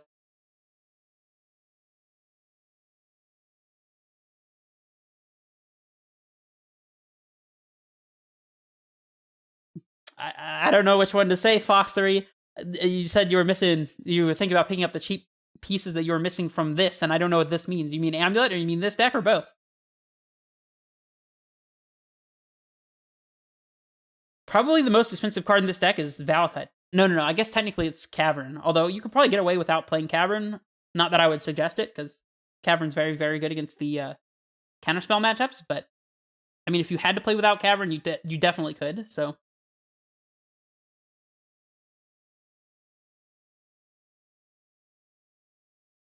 let's hope they just play Ornithopter here and just go straight for the turn 2 win or something, and we just dismember their Ornithopter. Of course, it's a little slow, but not necessarily unwelcome.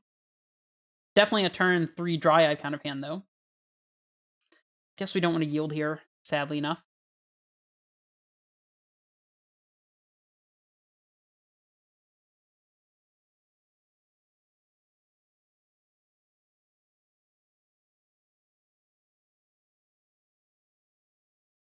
It's the mono Hallowed Fountain draw.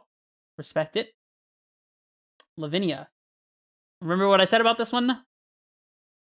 Although we still can't dismember it now. We have to wait until we get another land into play, but we can play Dryad into land, and we can even play Fetch Land to conceal that we're holding up Dismember. Or we could get an additional land into play with Grazer. I don't know if that matters as much, though. This part we're definitely doing. The question is, are we playing the Grazer or not? I think it's going to be more effective to be tricky and hold up Dismember while our opponent's not expecting it.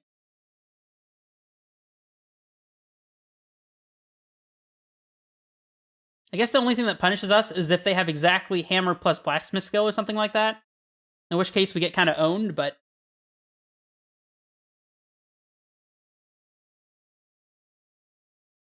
Man, Blacksmith skill is just so good.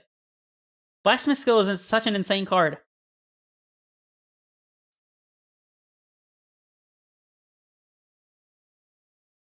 Thanks to Courser, we probably will be able to get to dealing Valakut damage to something.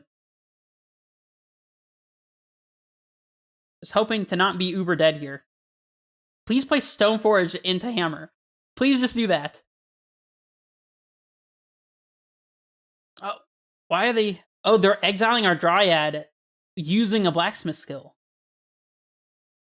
Okay. I'll take that. They're going to play March of Otherworldly Light here, in case anybody was wondering.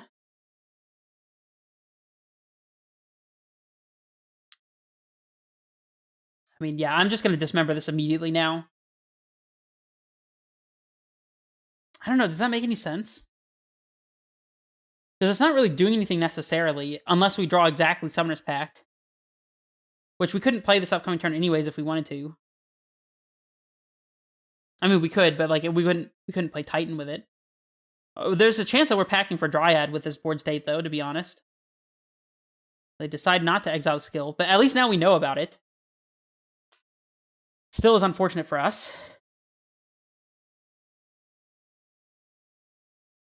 If they don't pitch the skill here, then I think we're dismembering as soon as they tap out, because otherwise we just can't play around it effectively.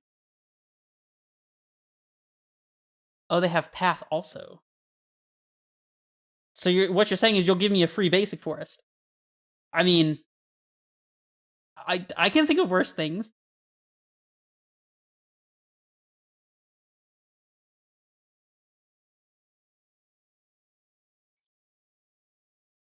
Let's just hope they don't have hammer. They don't. That's great. That is great news. All right, we want to land off the top. Valakut's a good one. We'll play our Courser. Play land off the top, and then there will be a Titan underneath. And then we'll Grazer in one of our lands. Dryad works as well. I'll take that. So we'll play Valakut, and then we'll Grazer in our additional land.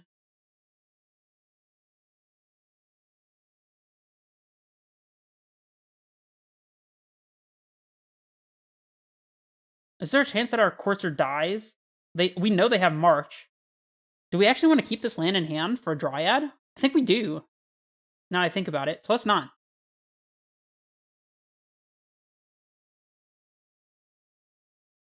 This way we get at least 2 guaranteed Valakut triggers, because we'll play Dryad and then play land and hold up fetch, so we can fetch in response if they try to remove our Dryad. The skill that they have is going to be quite annoying, though. I can already tell.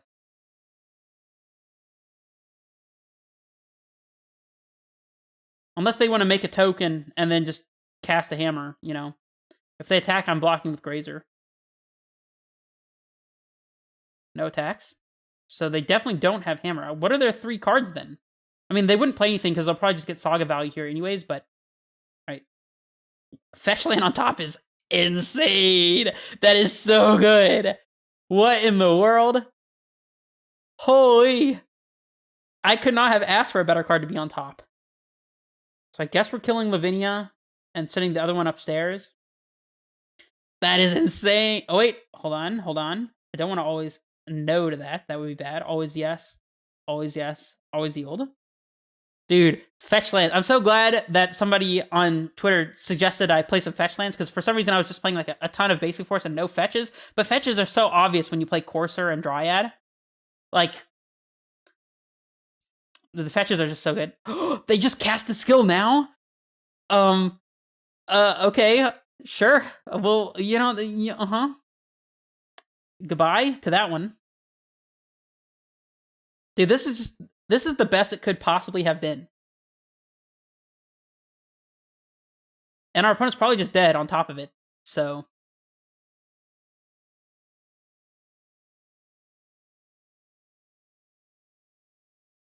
Play land. Opponent, I'm pretty sure you're dead. Thank you for the follow, WV Castro. Opponent, you realize that you're dead right now, right? We're done here? Wow. I did not expect this. Opponent says good games. GG's. Okay, calm down.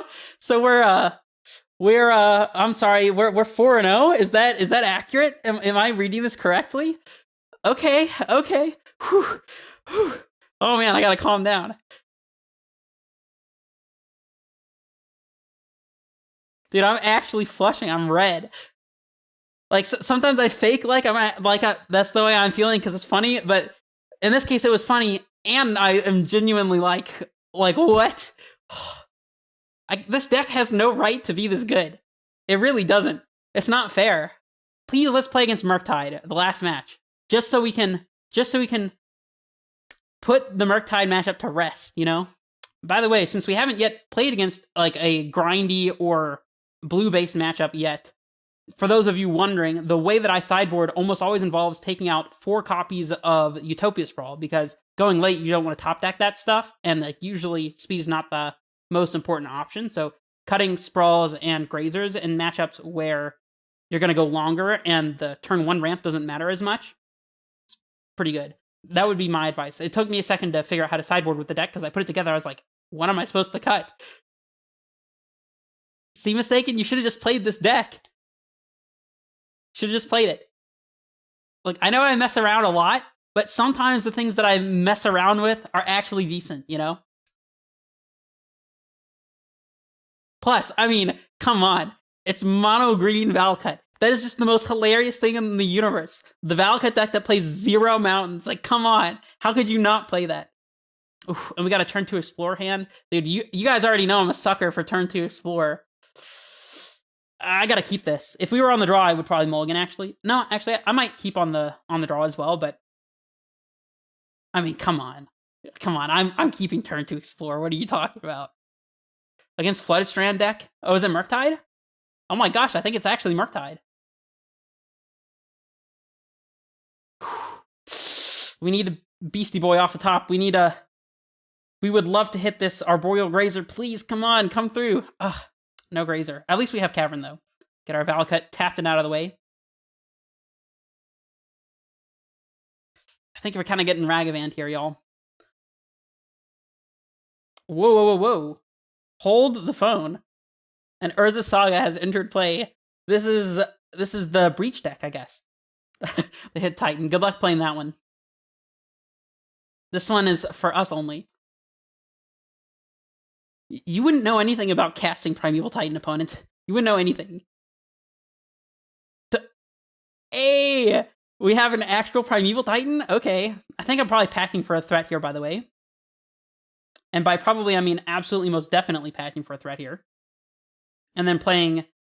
The threat is going to be Dryad, in case that wasn't clear. The threat is going to be Dryad, and we're going to play Forest into Verdant Catacombs so that we can have a fetch land if our opponent plays Blood Moon. There's like a 0% chance they have Blood Moon, but... Yeah, it is kind of like the green-white Valakut deck, now that you mention it. I did think about even playing Reclaimer in this deck, but it just didn't seem like it fit. Like, we're not getting enough land value. Maybe we could be. Maybe you should be building green-white Reclaimer with 4 copies of Utopia Sprawl or something. I don't know. I mean, I'm just going to go ahead and say I think that this deck makes perfect sense as a Valakut deck. Like, just because it has 0 actual mountains doesn't mean that Valakut's a bad card, you know? In fact, I would argue that this card is most powerful when you're playing 0 mountains. I mean, look at Amulet. Look at this deck. If you can make Valakut work without actually playing mountains... I mean, who likes mountains? Mountains are terrible Magic cards. We're about to just get some Valakut triggers. If we can draw another fetch land, our opponent is, again, just dead. But, you know. I guess in this case, having one... never mind. I stand corrected. Oh, wait, this is not... This is only 2 damage. So I guess they just really don't want us to block. I would absolutely have blocked the Ragavan, too, if they attacked. Like, they could have killed the Dryad, but now they might just lose to it, so... I mean, definitely not blocking now that I know about the Galvanic Blast ahead of time. That was a little bit of an oopsie, I think. They probably... I mean, if they have a second Galvanic Blast... I can't talk, like I said. If they do have a second Galvanic Blast, then I guess we get kind of got, but... And if they don't have it, I mean, we're literally just winning, so... Alright, fetch land, please. Oh wait, we gotta draw... We gotta pay our dues first. Land is good. In fact, it's lethal, so... let's send some Valakut triggers at our opponent.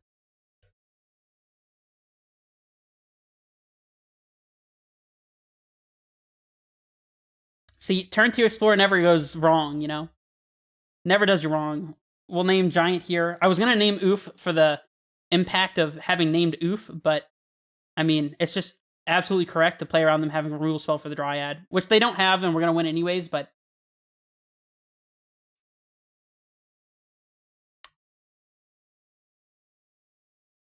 If I knew how to make channel predictions, I would make a prediction, but I don't know how to do that. I don't know if I can do that, to be honest. Right, against this deck, they have Imri, so we're going to want to be able to dismember them. And Relic is good, and Bog is good, and Besage is good. Also, we want Force because it hits Grinding Station and their Urza Sagas, which are very important to hit. It's not really a Courser matchup. We're not quite grinding. Explorer, despite the fact that it was really good there, is kind of slow. I don't hate it, though. I don't love it, though. I think we can trim Explorer. Our opponent could have Metallic Rebuke, although I think this deck usually does not play counterspells. I think I'm going to err on the side of them not playing counterspells and trim the Cavern. We'll make adjustments as we see fit. Trim Omen, that doesn't matter. Maybe it's just a second Omen. I don't like cutting Omen so much, though. Maybe we could just go back to trimming a Pact. I'd never really like to do that, though. Could just be a basic forest. I don't hate that. Now, we can trim a Grazer, actually, now I think about it. Because we don't want, like, dead top decks. Oh, wait! They're playing Ragavan, and I just cut a Grazer. What did I do? Oh, no. This is the weirdest hand we've had yet. Nah.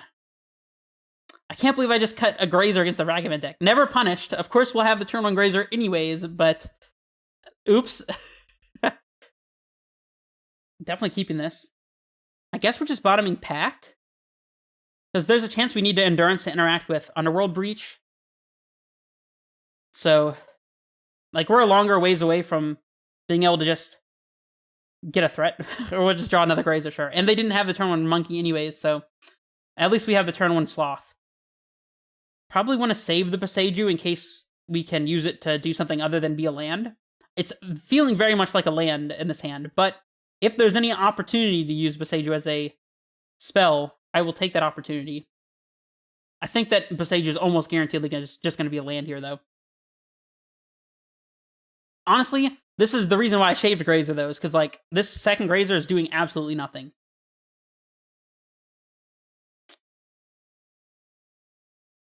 Sorry, Grazer.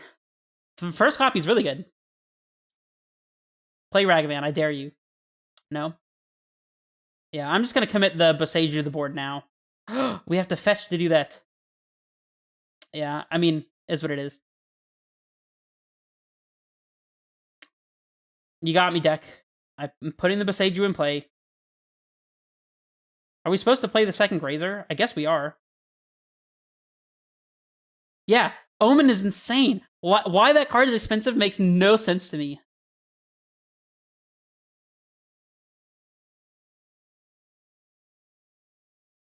Like, literally, nobody plays it. Who plays Omen? Nobody. 0 people. Except me, obviously. Because, of course, the reason why I even thought to play Omen in this deck is because I'm one of the weird people who does and has played Omen.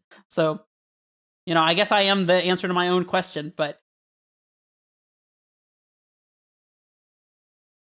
I don't know. Let's just be honest. I don't really count, you know?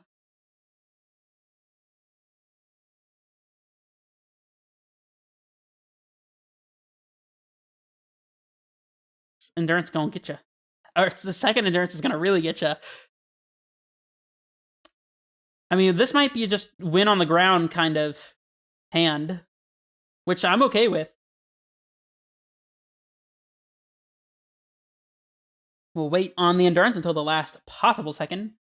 It would be really hilarious if we win the 5-0 in a match where we just... Or, yeah, the whole match, we haven't put Titan into play.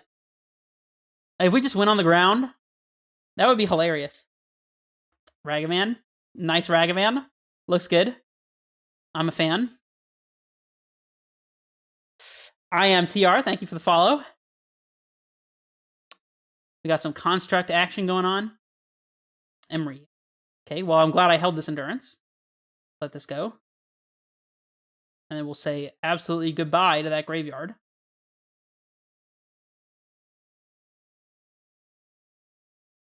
Boop.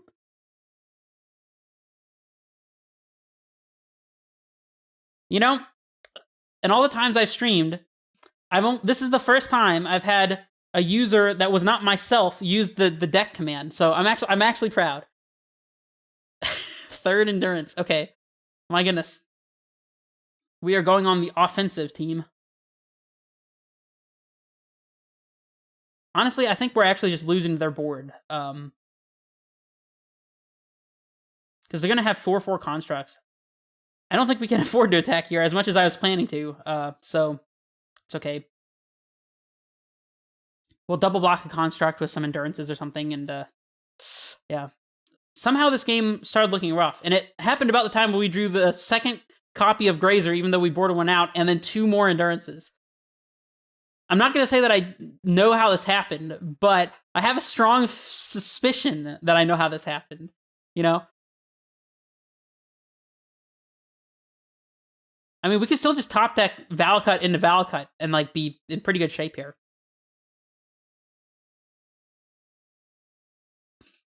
RNG? Oh, how could you say that? How dare you suggest that we've gotten unlucky? Don't you know that that's a plague on the Magic world? Is, oh, I got unlucky, you know?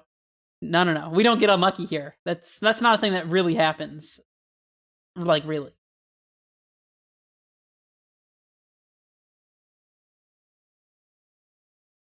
Luck? I never knew her.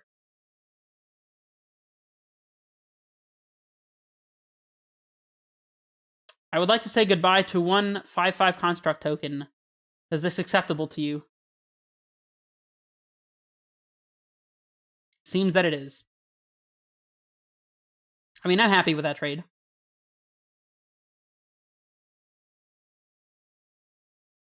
Oh, I didn't even think about the fact they'd be able to get back this bauble, but I mean, we'll be able to put a stop to that pretty soon. So they got Spellbomb, which I guess would be usually pretty good, but I don't know that we care too much about Spellbomb here. The Avamai is a land, so I'll take it. Still not attacking, sadly. We just need to find land and a Titan, and I think we're probably pretty good, but we'll wait until they tap the Emery targeting the bauble, and then we'll Endurance. Nobody expects the third Endurance. Take that. RNG is about to be a cruel mistress to our opponent, because we just happen to draw the third Endurance. Spring Leaf Drum. You got it. You betcha. Just keep drawing lands. I'm very, very happy with that. Bang. I said no Emery value, and I meant it. Even though they literally already got one extra card off the Emery, you know. We'll not talk about that, though. We don't talk about that. And ironically enough, we still can't attack, because this stupid construct is a 4/4. Oh, they're attacking? I mean, I'm absolutely taking this. Well, I guess they can bounce an Endurance with Spellbomb, which is probably actively good for us, since we can just, like, Endurance away the Spellbomb and not have to worry about the layer of interaction. Like, this costs us an Endurance, but, like, we could also block with a Dryad, but then they'll kill our Dryad, which I think we can't really allow. Alright, I'm doing this.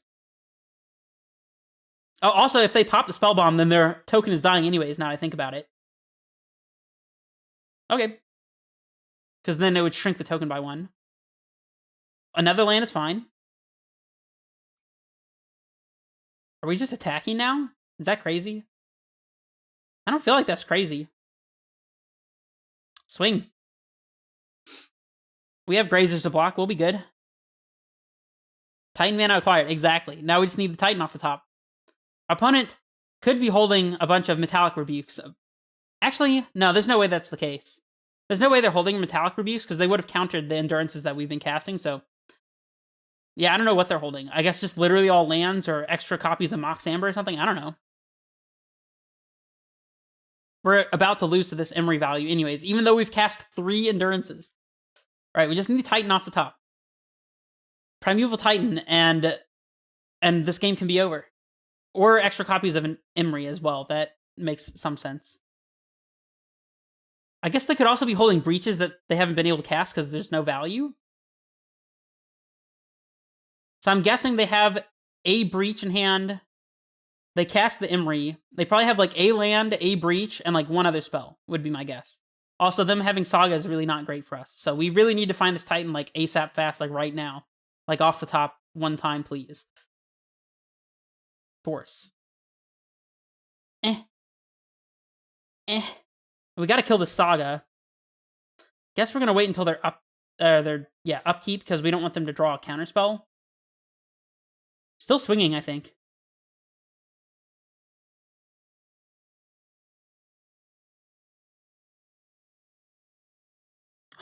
They're blocking. So the extra card they have in hand that they haven't been playing is a second copy of Ragavan. That, or they're just cashing in Ragavan because it's not doing anything else. We're gonna get there on the ground. I'm telling you guys. It's gonna happen. Unholy Heat. Yeah. That one is what it is. Alright, let's force this Saga and... Springleaf Drum? Do we just wait? Like, we don't really have any good, like, shots here. I think it's just the Mox Amber. I don't know. I think we just have to do this now. We can't let them get another token, sadly. Otherwise, we will have no actual threat, so... Yeah, they probably have an extra Amber, but hitting the Amber that's in play means that they have to... If they don't have the Amber in hand, that means they need one extra card from the graveyard to kickstart their combo with Underworld Breach, because they have to have a Mox Amber as part of it. That's all I know. And I wanted to hit the Saga anyways, so... Yep. We might just be dead here. And by might be, I mean probably are just dead here. Yeah, I'm pretty sure this is lethal. So... Oh, but they don't have Grinding Station. They still need to find Grinding Station, so...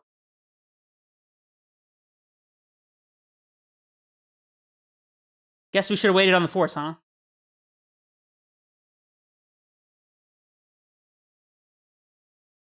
I mean, they get to make some 1/1s, but, like, that's probably not good enough, especially if we top deck a Titan, so, like... 1/1s are great and all, don't get me wrong. And they have Imri value every turn as well, but... I mean, if we top deck Titan, we can just slam Bog, turn this Imri thing off, and just, like, that's the game, you know?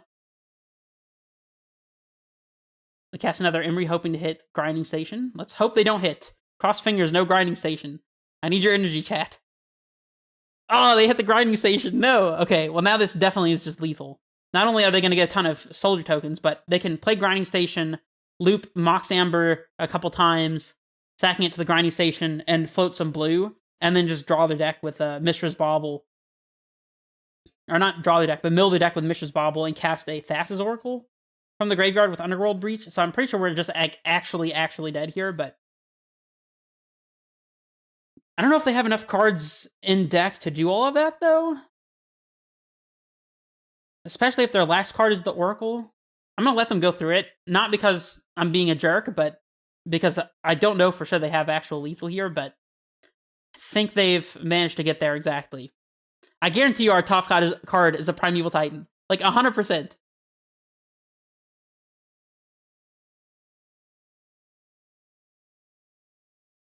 What is going on with the viewer count thing? It's, like, messed up. What are my outs if they don't have it? Well, namely top decking Primeval Titan and exiling their graveyard with Bajuka Bog. Because, like, these tokens don't matter. We're at 18. So, like, if we can just exile their whole graveyard, there's nothing, you know? They have the Oracle as well, so I think that we're just dead here. Because they get to loop.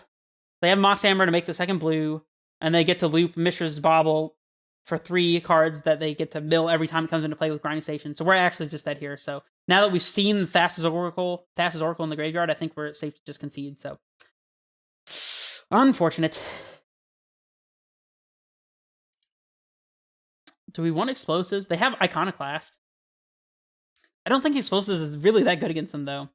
Explore doesn't seem too bad. We definitely want Grazer against the Monkey, so let's bring that one back in. And it looks like they're not really in the business of killing our Dryads. We don't want Tracker, I don't think. I think maybe it's just that. All right, back. We get to be on the play. This is it. This is for all the marbles. This is for the 5-0 or the 4-1. And this hand is not fantastic. I think I'm mulliganing this. Too slow. This hand's better. Little too many Summoners packed, but it's okay. We can always pitch one to Force. This hand's definitely a keeper. Bottom one of these packs. We need to draw some lands, but... You know.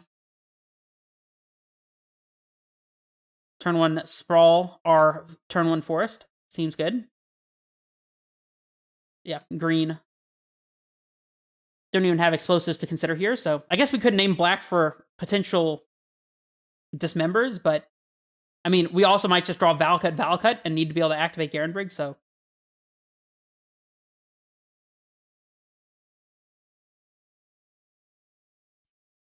Alright, we would like to see Core Surf Krufix. Another Utopia Sprawl is not bad, actually. We can play Castle, Sprawl this, Pact for something, and still be able to pay.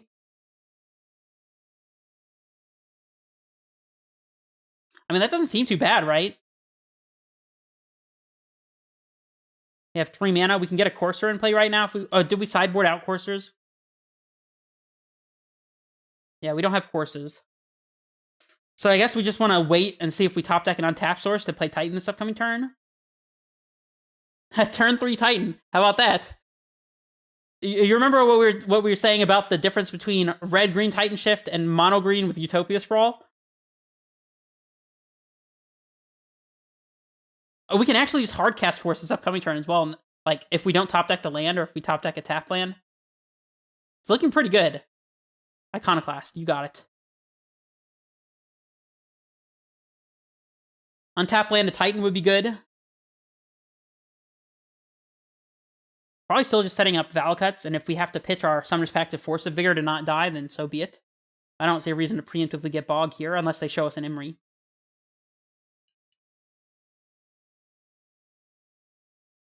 Okay, untap land one time, please. How about the 4th Summoner's Pact, considering we put one on the bottom before? Although I think we did fetch, so we shuffled it back in, but, you know. I mean, yeah, I guess I'm just holding up Hardcast Force.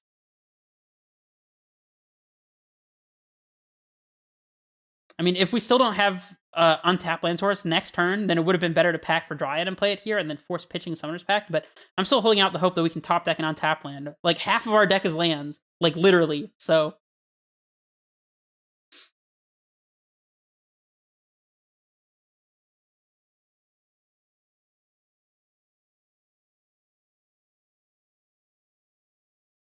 Also, we can kill the soldiers with the Force of Vigor, for whatever that's worth. So this is kind of like a pseudo-electrolyze if we want it to be. Saga needs to die. Does it need to die right now, though? I don't think so. I think we'll just wait. Might still do it in step so we can untap and cast a Titan, but... Now that they don't have blue mana available, definitely going to force the Saga. And now that they're playing Imri, if we do find Titan, we'll just... Definitely hitting Amber here, because they need that for the combo, and we can exile it with Bog if we manage to get Titan in play. Now we're definitely getting Bog. If we can manage to get Titan. Sure. Alright, untap land, and we probably just win on the spot. Like, we need basic forest, or fetch land. Just anything that enters untapped. I think Lair of the Hydra does not enter untapped here, awkwardly enough. I'm pretty sure it's one other land. I could be wrong. Just make it easy for us, deck. Basic forest, please, one time. Thank you. Otherwise, we might be packing for endurance, even. Basic land. Basic land. Come on, basic land. One time, please. Oh, thank goodness. All right. I think we're getting there, guys. I think the 5-0 has been achieved. It might be a little early to say, but... Whew! Oh boy. We're in business. Let's see if I was smart enough to board it in Bajuka Bog. Aha, there it is. Bog Valakut. That's all she wrote. Goodbye, that graveyard.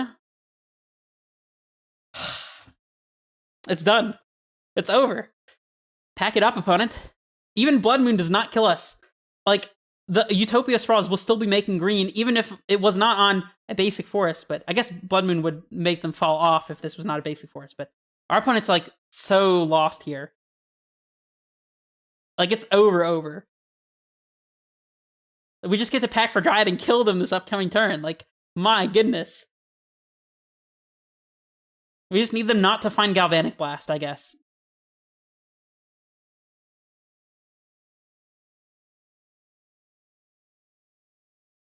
Did we manage? I'm going to block here because if they have the Galvanic Blast, I actually... Do I want them to hit Titan? I guess I don't. Nah, I think about it, because the Titan's going to get us our extra Valakuts. So I'm going to block a 1-1 so we don't die to Galv Blast here. I mean, Galv Blast is doing us a lot of harm either way, but at least this way we get to keep a Titan in play. Alright. Okay. Does our opponent have Galvanic Blast? That is the question. Do you have Galvanic Blast, opponent? The world wants to know.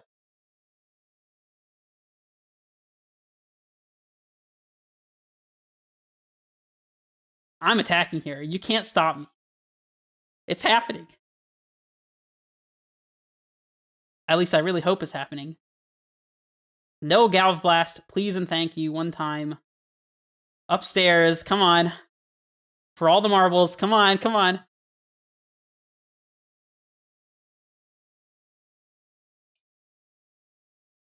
Is that the 5-0? Easy clap, guys. Oh my gosh.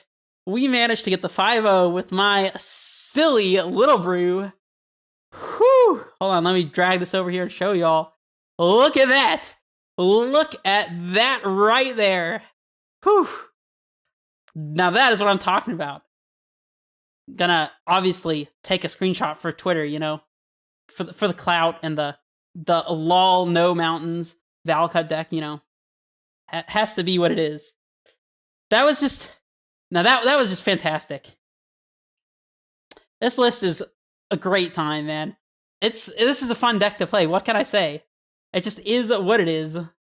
And we really didn't even get to use Tracker that much. I think that Tracker is a fine option. It gives us some additional cards against the control and grindy matchups that happen to have pretty good overlap against like the scam matchups. So I think is good. Getting famous on YouTube. Oh yeah, I don't know about that. Go and give this tweet some love. I'll put it in the chat so you guys can join and put your I was here and I did it first comments, you know. Then you can be famous on Twitter too.